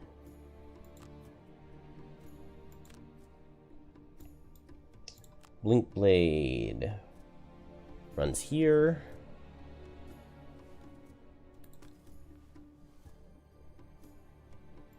I'd rather have the ward and be deeper in and get double hit because I get to poison, miss. No.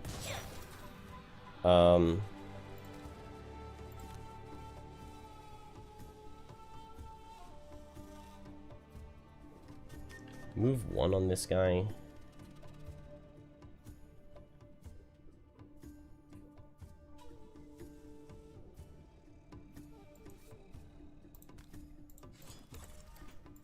Come on, Lucky Dice, don't let me down. Oh no, Lucky Dice. No,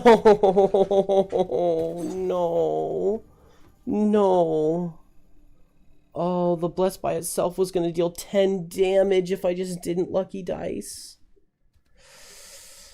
Ah, if it had just been a 0 instead, or if I had a glancing potion, I would have one-shot it with a level 2 character. Oh, that's so painful. That is so painful.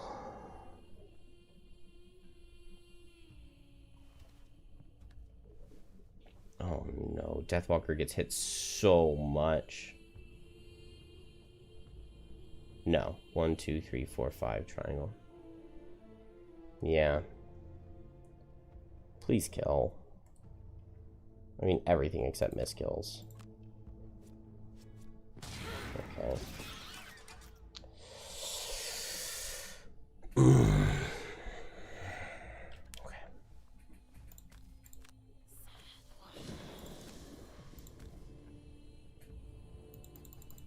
Really? He can stand in between, but my shadows can't go in between? That is the biggest bull.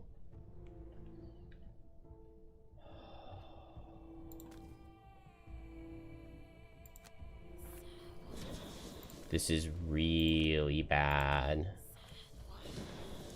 Why didn't I move a shadow for 5? Why did I move them all for 3?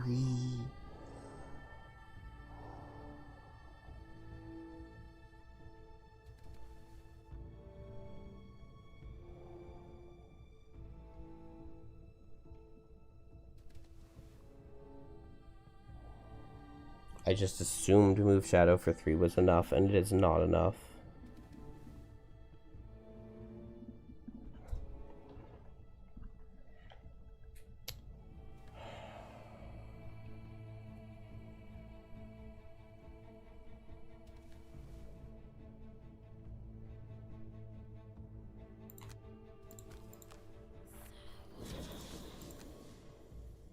Trying to figure out where to put these shadows is like so awful.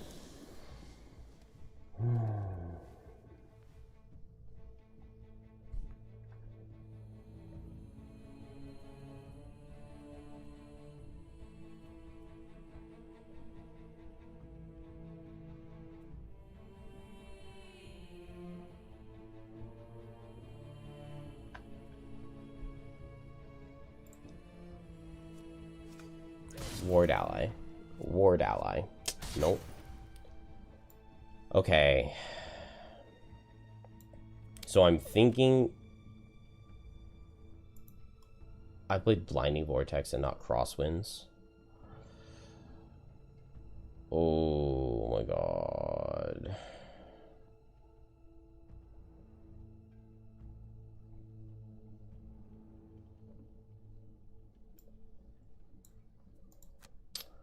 Well, I wanted to pull this cannon here, move 3 to run around it, and shove it up here. But now they're just both going to hit Blink Blade because I played the wrong card. It's not that bad for me. I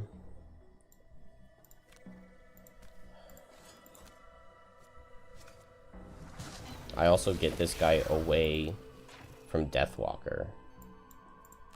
So maybe it's not that bad for me.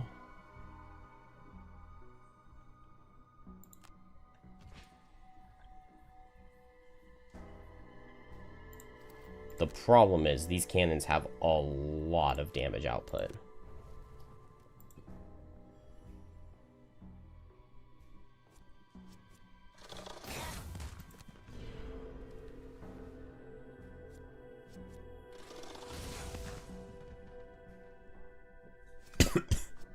Sorry, bird.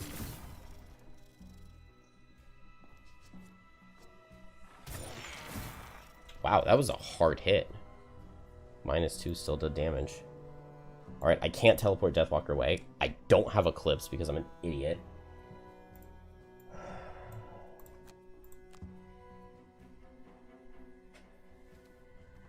Oh no, Blinkblade missing that kill is so bad.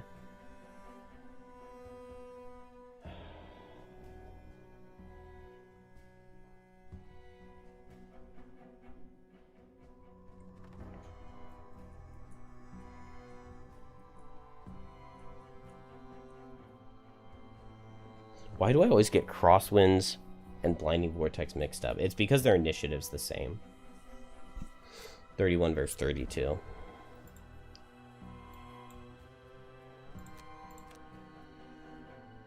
There goes my straggler. I feel way behind. I need Cascading Reaction, and I need it to do good damage, and I think I just heal with my bottom.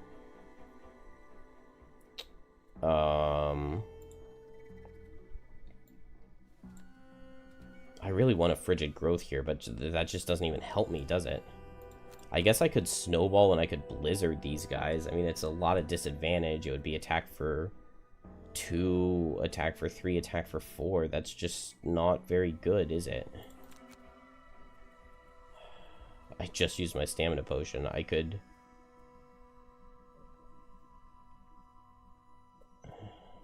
No.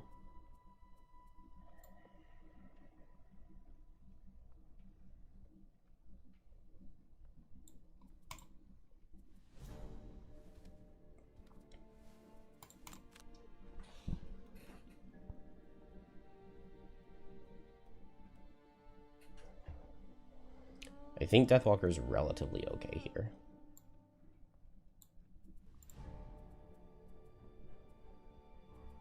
I could short rest and get Crosswinds and pull Deathwalker here. The only problem is that I don't have a move 3 on Deathwalker, and I've done no damage to these cannons. And, like, the plan is come down here and kill the cannons on the turn you come down here. And clicking on Lucky Dice was such a huge blunder.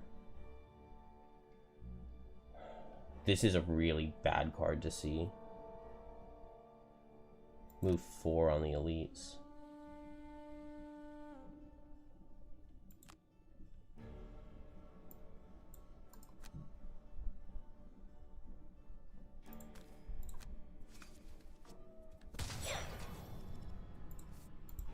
Crit. Please crit. Do I target the elite?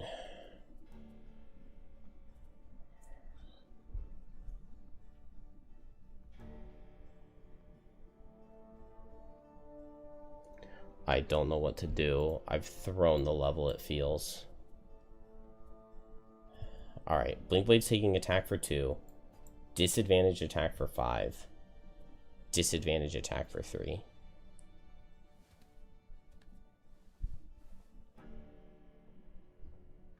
That's horrible. Blinkblade also has to go slow next turn. That's horrible. I need some high variance. And that is not the crit that I was looking for.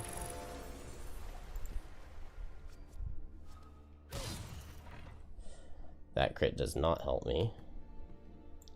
So do I not Frigid Growth here? I could heal Blinkblade to increase the odds he survives. He would survive if it's 0, -1, 0 with 2 disadvantages. What's happening with Deathwalker is the question. If I move her 1, 2, then this guy reaches, this guy hits the bird. If the bird survives, then this guy hits the bird too, which would be nice. This guy comes 1, 2, 3, this guy comes 1, 2, this guy can't reach me. So if I place a hazard here, Deathwalker takes attack for 3, attack for 2, most likely. And that's fine.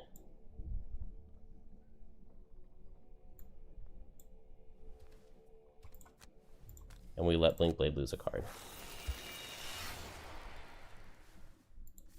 Does placing the hazards here even help me? I don't know.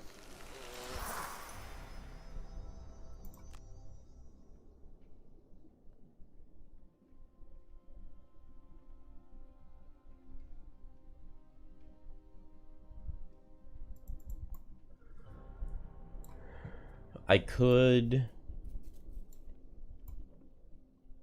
I wish I could both move a shadow and set Fluid Night bottom to teleport to a shadow instead of taking damage.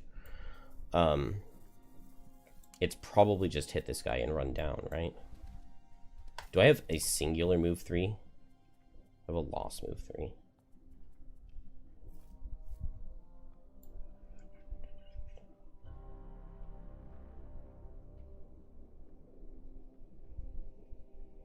What if I move shadow and I target down here? If I move shadow and target down here and kill, then I have a shadow over here, which I can teleport to the following turn, which is very good for Deathwalker's safety after this turn. If I stay up here, I take attack for 3, attack for 3, attack for 2, attack for 2. I can push away 1 attack for 3, so it would be attack for 3, attack for 2, attack for 2. I survive that if it's 0, 0, -1. If I have to lose a card, I lose Strength of the Abyss, which I'm not going to cry about.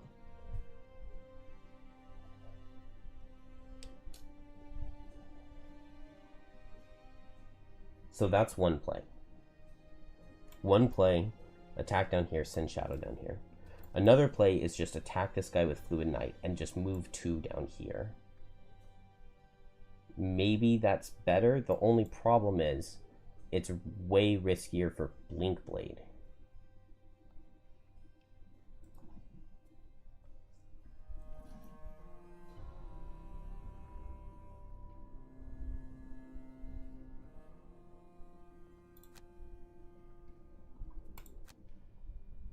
I'm so sorry, Deathwalker.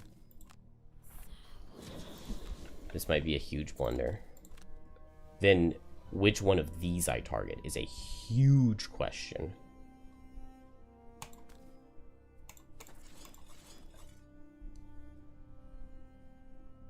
Show me the bless.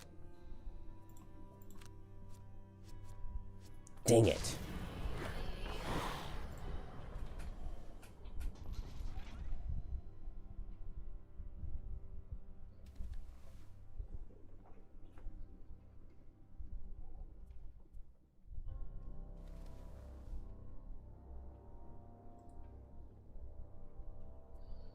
Their deck is neutral.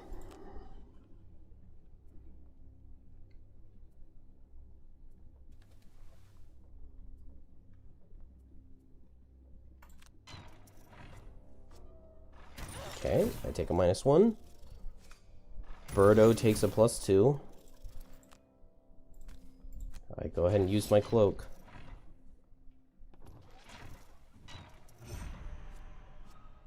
Dang it. Blinkblade gets crit. I think I have to lose a card to 4 damage, right? Well, I'm 7 health. I take disadvantage attack 5, disadvantage attack 3. I mean, I have to lose a card.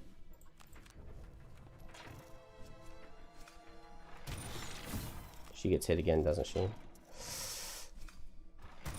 Oh my gosh. No, +1 at disadvantage. We can't do that. We can't do that. Oh my god.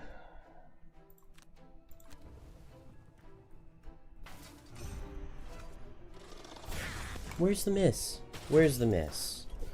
Damn it. Damn it.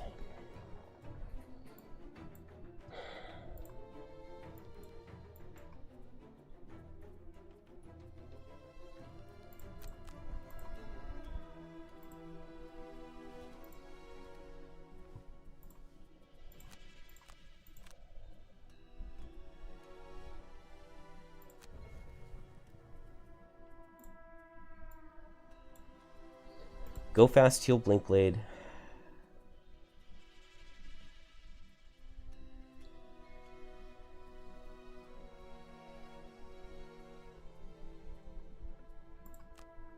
push this guy into hazard and he dies and I get a shadow right here and I teleport here.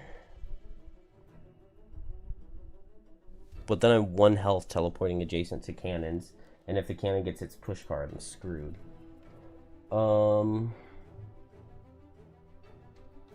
Its push 2 is just at 16 initiative, right?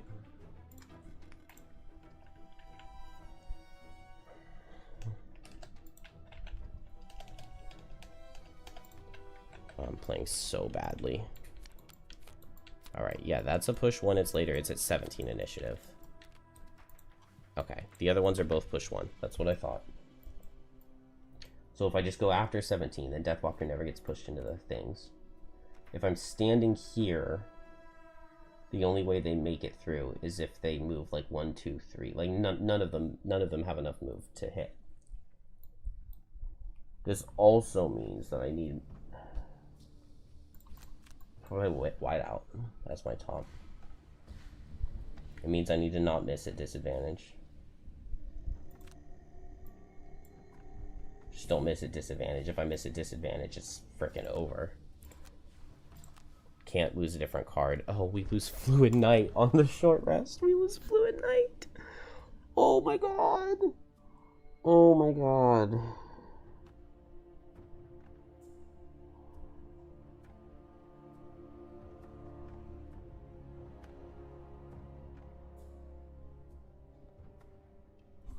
Oh, it's so over.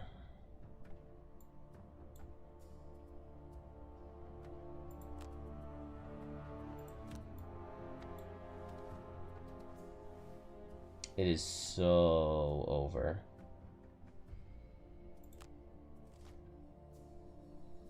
Self-destruct.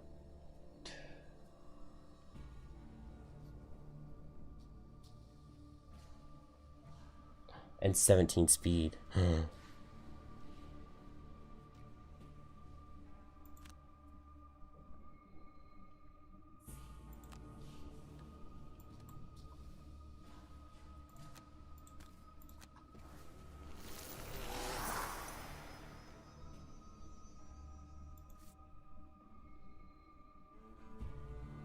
Wait. No. I can't heal Blink Blade. I have to go here.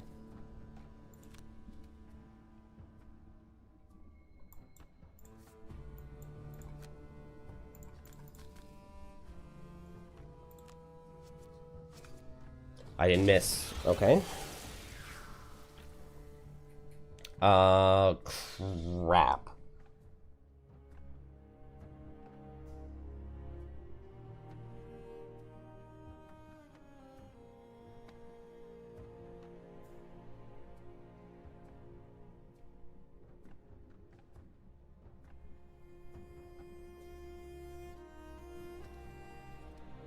There's no way to prevent this guy from getting in. Because I moved Snowflake here. But if I didn't move Snowflake here, I was getting pushed for 2. Actually, I would have been pushed into hazard, wouldn't I? Now, at least, the push for 2 does nothing, and I take a disadvantage attack for 3. But this guy moves here and hits. And if I teleport Deathwalker right here, this guy just comes in, and so we just lose a card. Hold.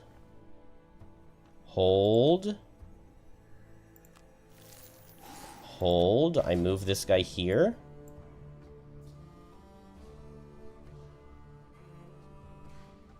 And I teleport here, and this guy sees move 1, 2, 3. And we lose no cards. Hold.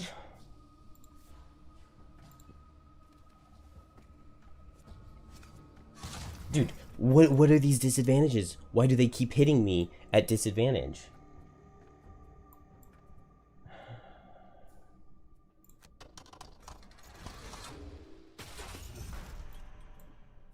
So I teleport here, and this guy with move 3, 1, 2, 3, 1, 2, 3, he cannot make it up here.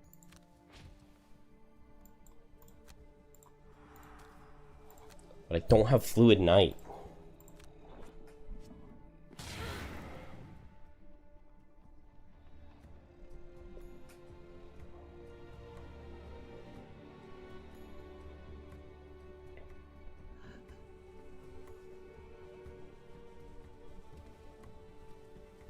7 more rounds. 7 more rounds and I've accomplished nothing. And now Deathwalker's 1 health standing right next to an ancient artillery. I mean, I could hit this guy for 1 and hit him for 2. I don't have my poison dagger because I wasn't able to long rest. I was slow, right? Yeah, I was slow. I'm glad to heal and regenerate.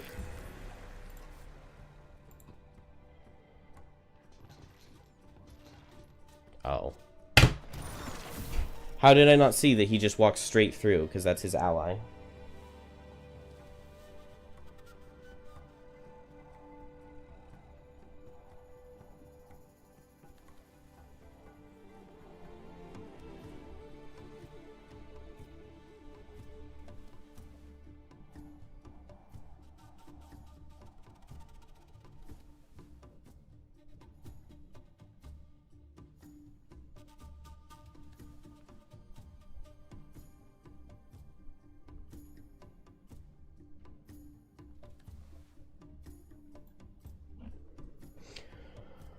Okay, well, I'm going to bed.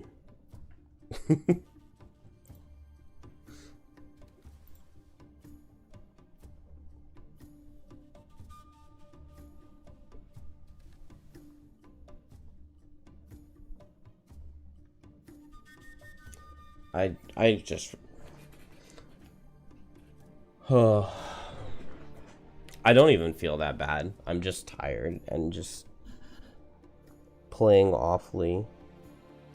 I didn't summon the birds in a tempest when I wanted to. I wanted to summon them on turn 3. Like, I don't know. I played so afraid of the self-destruct card. I think that was the issue. I was just too afraid for it. I mean, I was trying to make sure I had a plan for it every single turn. And it just made me not ever focus on the long-term goal. It needed to be turn 1, turn 2. Place Hazard with Snowflake. Turn 3, summon the birds in a tempest. Turn 4, everybody runs down to the bottom and bursts the artillery. That needed to be the plan. And then the fact that Blinkblade missed because of the lucky dice. Deathwalker lost Fluid Knight on the short rest. I missaw this self-destruct.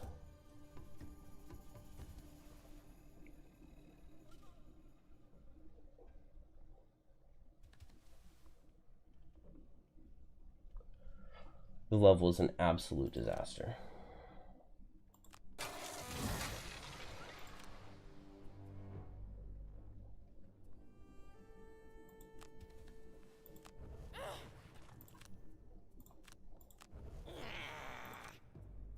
Blinkblade's already dead.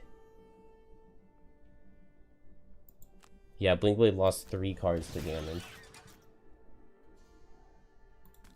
And now I have 5 shadows on Deathwalker, but I don't have Fluid Knight to use them at all. A shadow cast The second round of spawns in. You turned when Wow. the first debris began to fall, and watch as a bulky mechanical. Wow. Well, I can't move Blinkblade there. I already took his turn. If I had seen that he would walk there, then yeah, I would move Blinkblade there, but I didn't see it.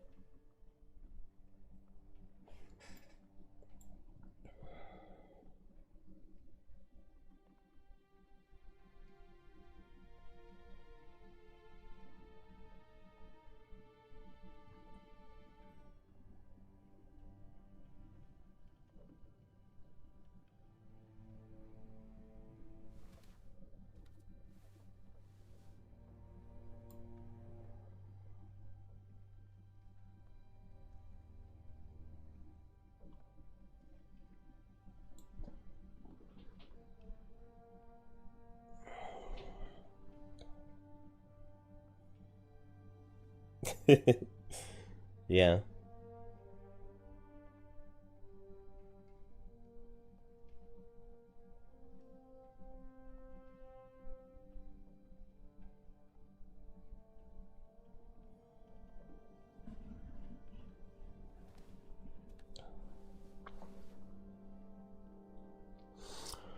What's the win condition for the rest of the level at this point?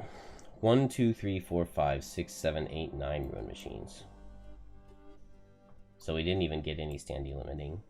None of them are wounded.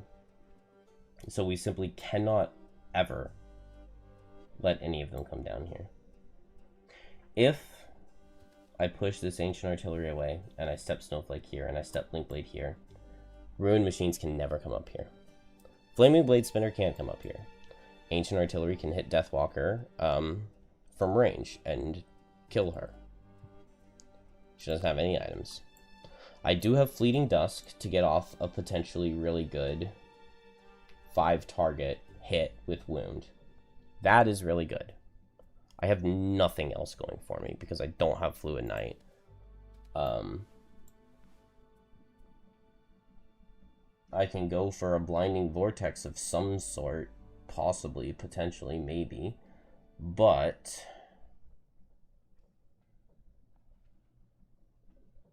okay, I can push the cannon away 6.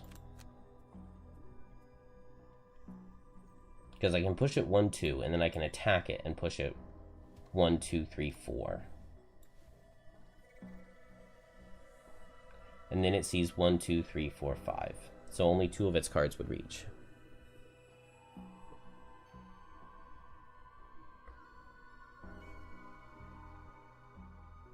Perma Invis and hide Snowflake in the corner. I mean, I don't have Blinkblade's invisible card.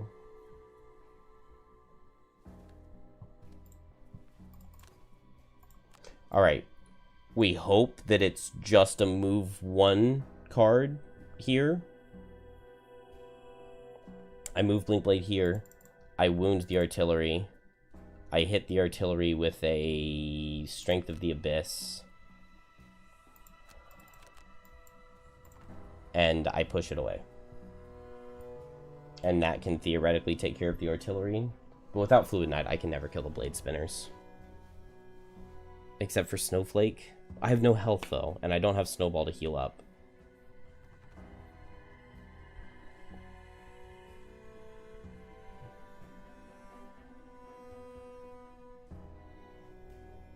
I just fail to see how invisibility even helps us here. I mean, it means that Blinkblade could run in and, like, make them suffer some damage with kinetic transfer, but...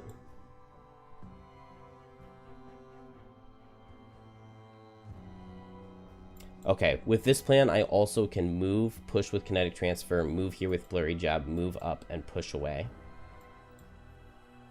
And then I can wall off. And so as long as it's not Flaming Blade Spinner, move a lot with jump.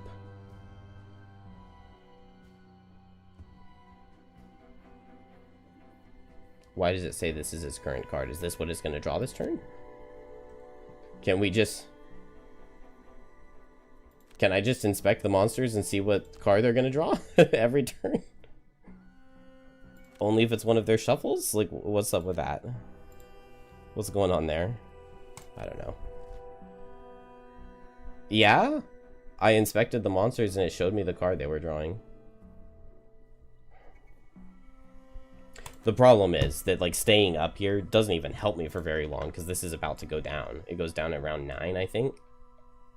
And then when this collapses, I have to go down there with all of them, and then I'm just dead.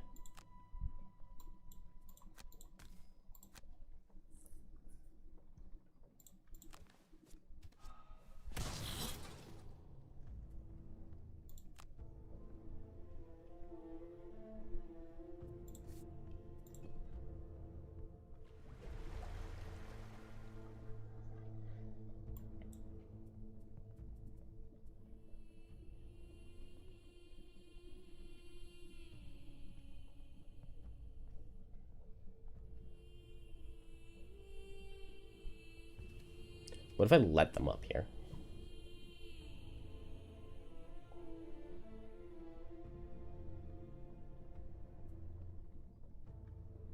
So they're not attacking this turn.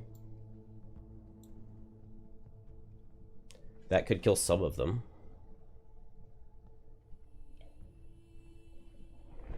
Deathwalker did so much damage here that I don't even need to... Like, Blurry Jab and Lifting Us just kills. This guy sees 1, 2, 3, 4, 5. So he doesn't make it through. So I could wall off. This is round 6. So at the end of this round, it'll be round 7.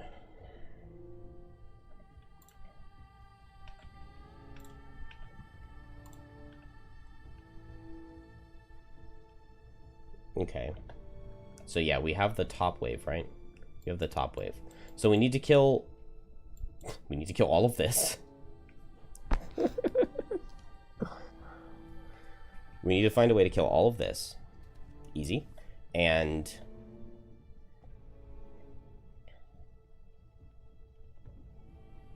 this blade spinner, an elite blade spinner, and normal blade spinner.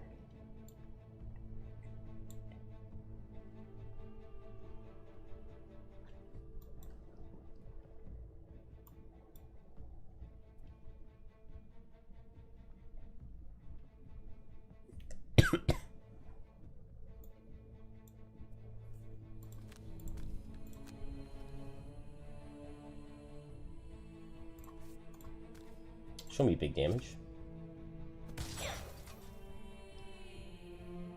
Why is it not letting me push? It doesn't let you push off of here?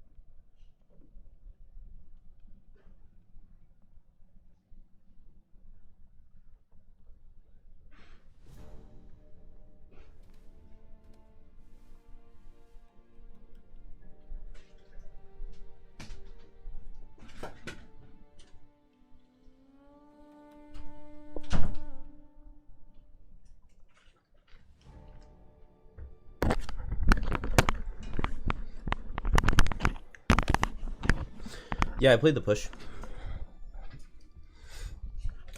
I played kinetic transfer. Move, attack with push. I wanted to push him here, move Blink Blade here, move Snowflake here, to completely wall off, so that the monsters couldn't come through. And then next turn, I wanted to move a shadow and attack these with Fleeting Dusk. But I guess it doesn't let you push through here. No, I'm fast. I made fire.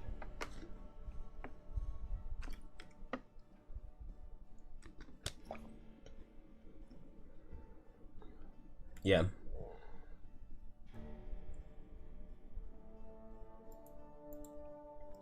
So,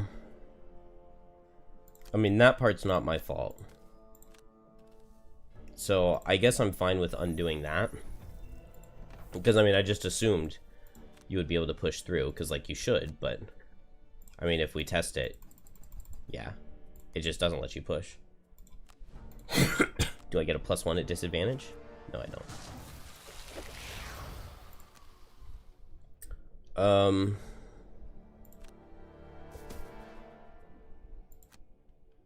I mean, I guess in that case, I can just attack with Blurry Jab.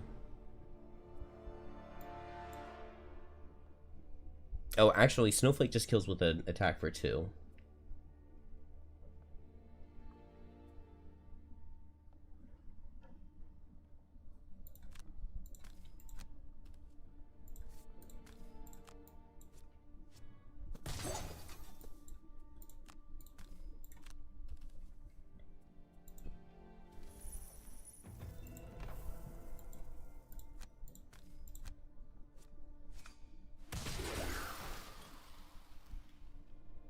Now I can place a shadow here. When I can't move a shadow here. I don't even need a shadow. And I don't have Fluid Knight, so... Man, losing the level and having no hope because of the card that I lost on a short rest is depressing.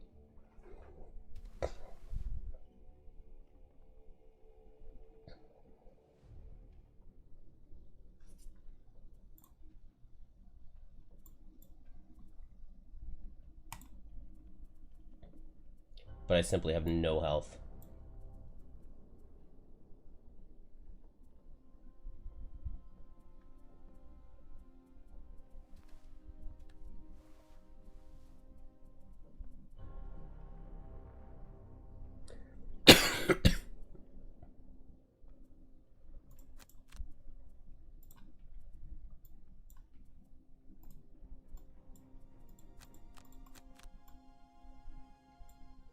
I mean, I just have to hit this clump right here. And I guess I just short rest and sand in the hourglass, and then I short rest and sand in the hourglass. Kinetic transfer could be really nice, but I don't know.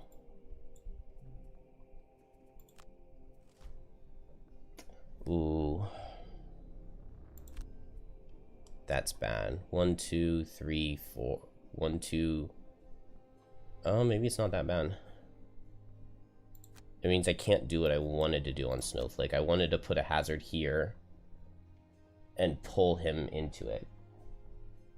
But then he would just run up here with jump and kill us.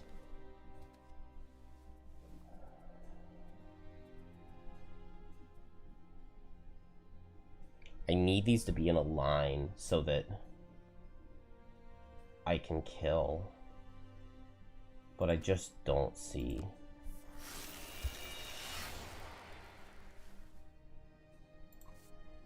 Oh, actually, maybe just strengthening Deathwalker would have been best.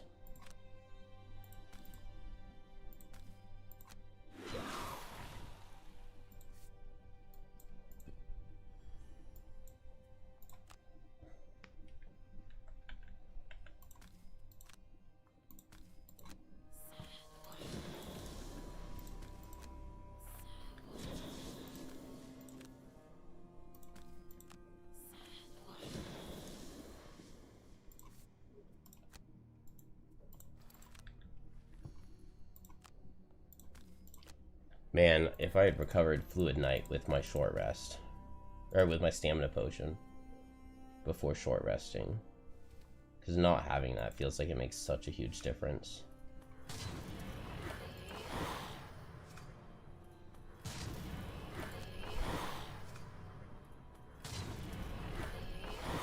You don't have to kill him before round 13, but you have to... So I have to survive, so at the end of round 9, or maybe it's the end of round 8, this elevator goes away, and anything on it falls off and suffers trap damage. So all my characters will suffer trap damage, and then be put in this room with these enemies. Then at the start of round 12, we're going to get 2 more Flaming Blade Spinners, 1 normal, 1 elite, and I have to kill all Ruined Machines and all Blade Spinners.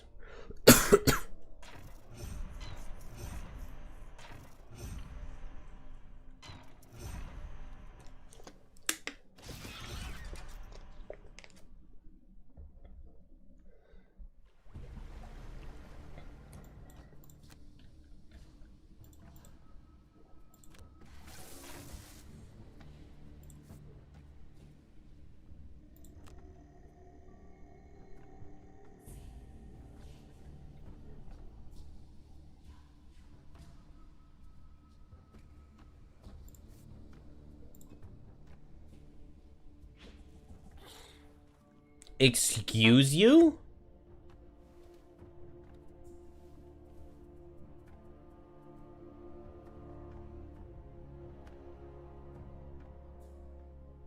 Oh, is the elevator collapsing? The elevator's collapsing.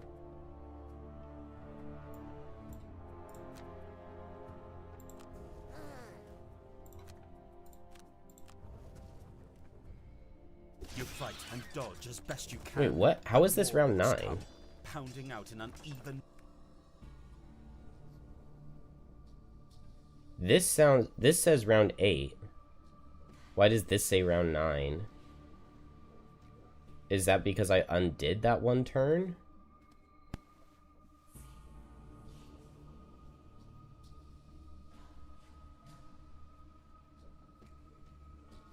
This is the start of round 9, and we've survived 8 turns. Must be, but...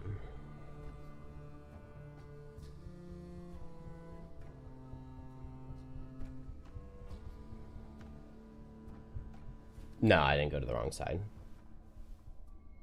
Because it happens on round 9, but this was showing finished rounds. So we have finished 8 rounds, and this is the start of round 9 now. I just never, like, I knew in my head that it was round 9 that it happened, and so I saw a 7 on here because we had finished 7 rounds, and I never would have assumed that from, like, 7 to 9 would be the, hey, by the way, you're dead now.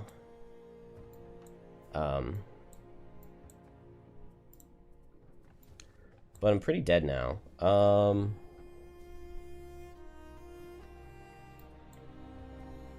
I think it's Blink Blade goes fast, moves here, wounds this guy, makes them all suffer. But I also think that I lose. At the absolute very least, Blink Blade's dead. There's no universe he survives this. Deathwalker is not in good position. I have to hope that it's just like suffer from Blade Spinner. This obstacle is in a really, really awkward spot for me. Because I would love to pull him and push him. I've placed these hazards terribly. I mean, I deserve to lose this.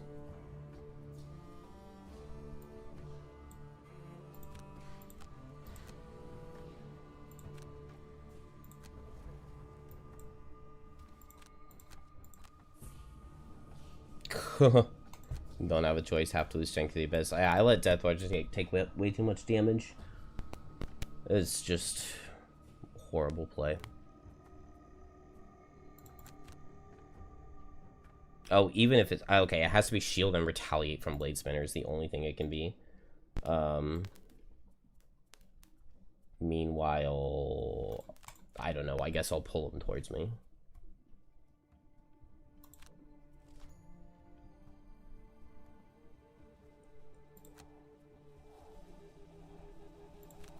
Should have left Shadow up there.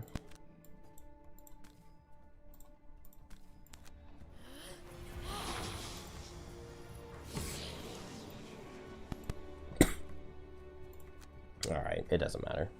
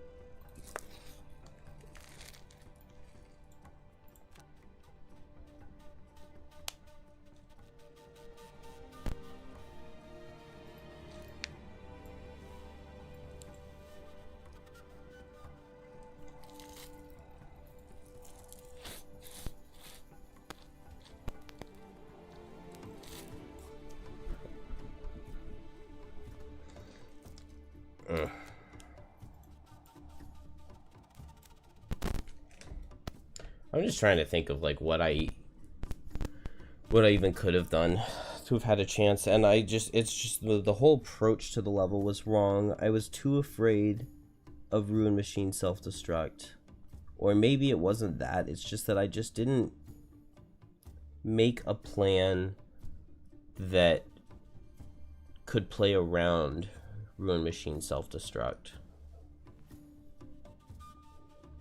I don't know, I needed a Geminate or something here.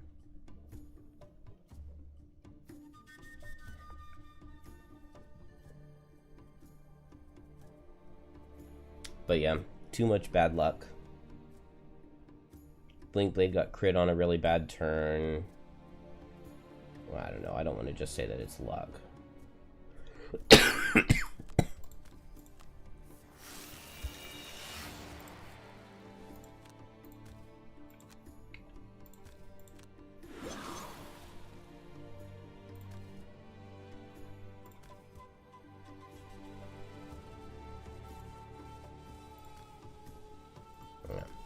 This guy reaches me no matter where I go.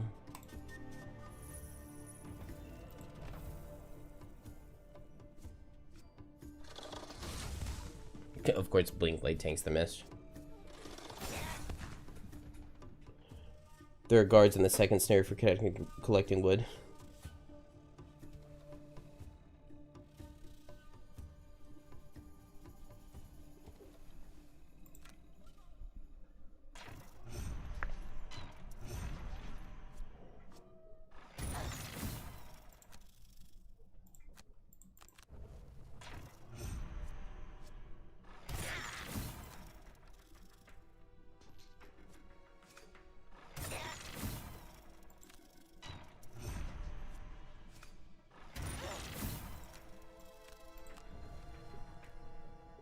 I don't think Fluid Knight would have made any difference at all.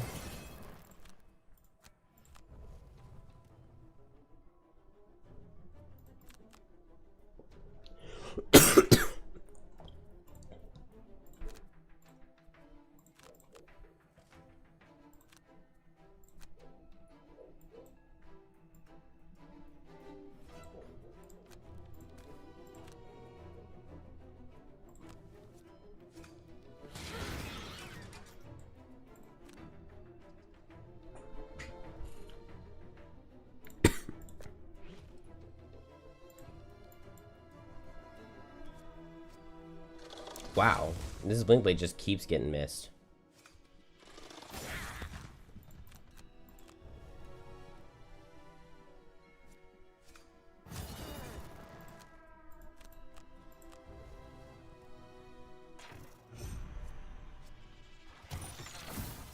I don't know, I needed to go for some completely different strategy.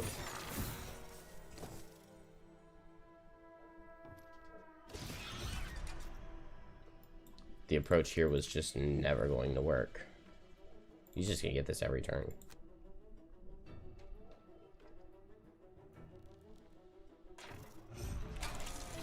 The summons just kept coming so fast.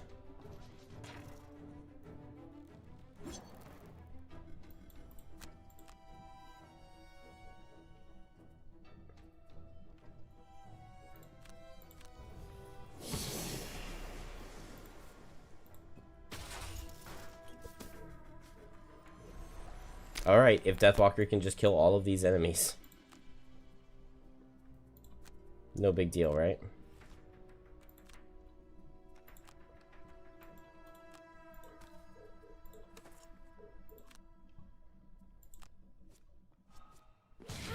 She crit again. Deathwalker tried so hard this level. But the Blink Blade Lucky Dice through not bringing Eclipse for Deathwalker through. And of course I didn't even play the summon card a single time.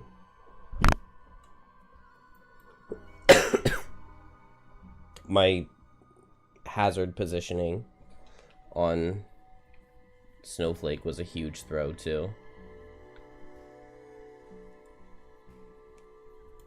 Him dropping down made that Hex no longer be a hazard.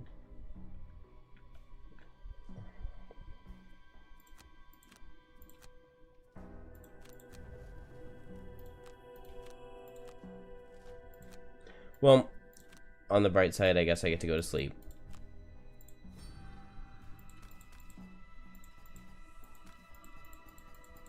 Where even are my shadows? Do I only have 3? I thought I had 5. Kill 1 Flaming Blade Spinner. We killed 1.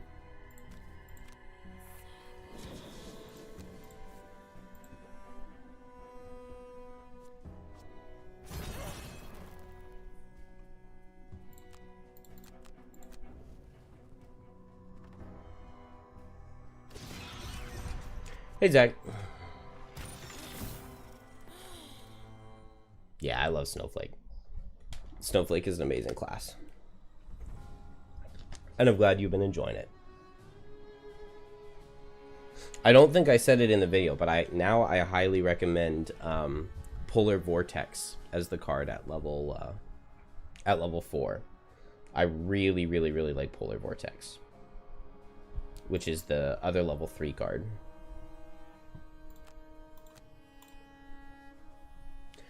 All right, well, I'm out of here. Have a good night, everybody.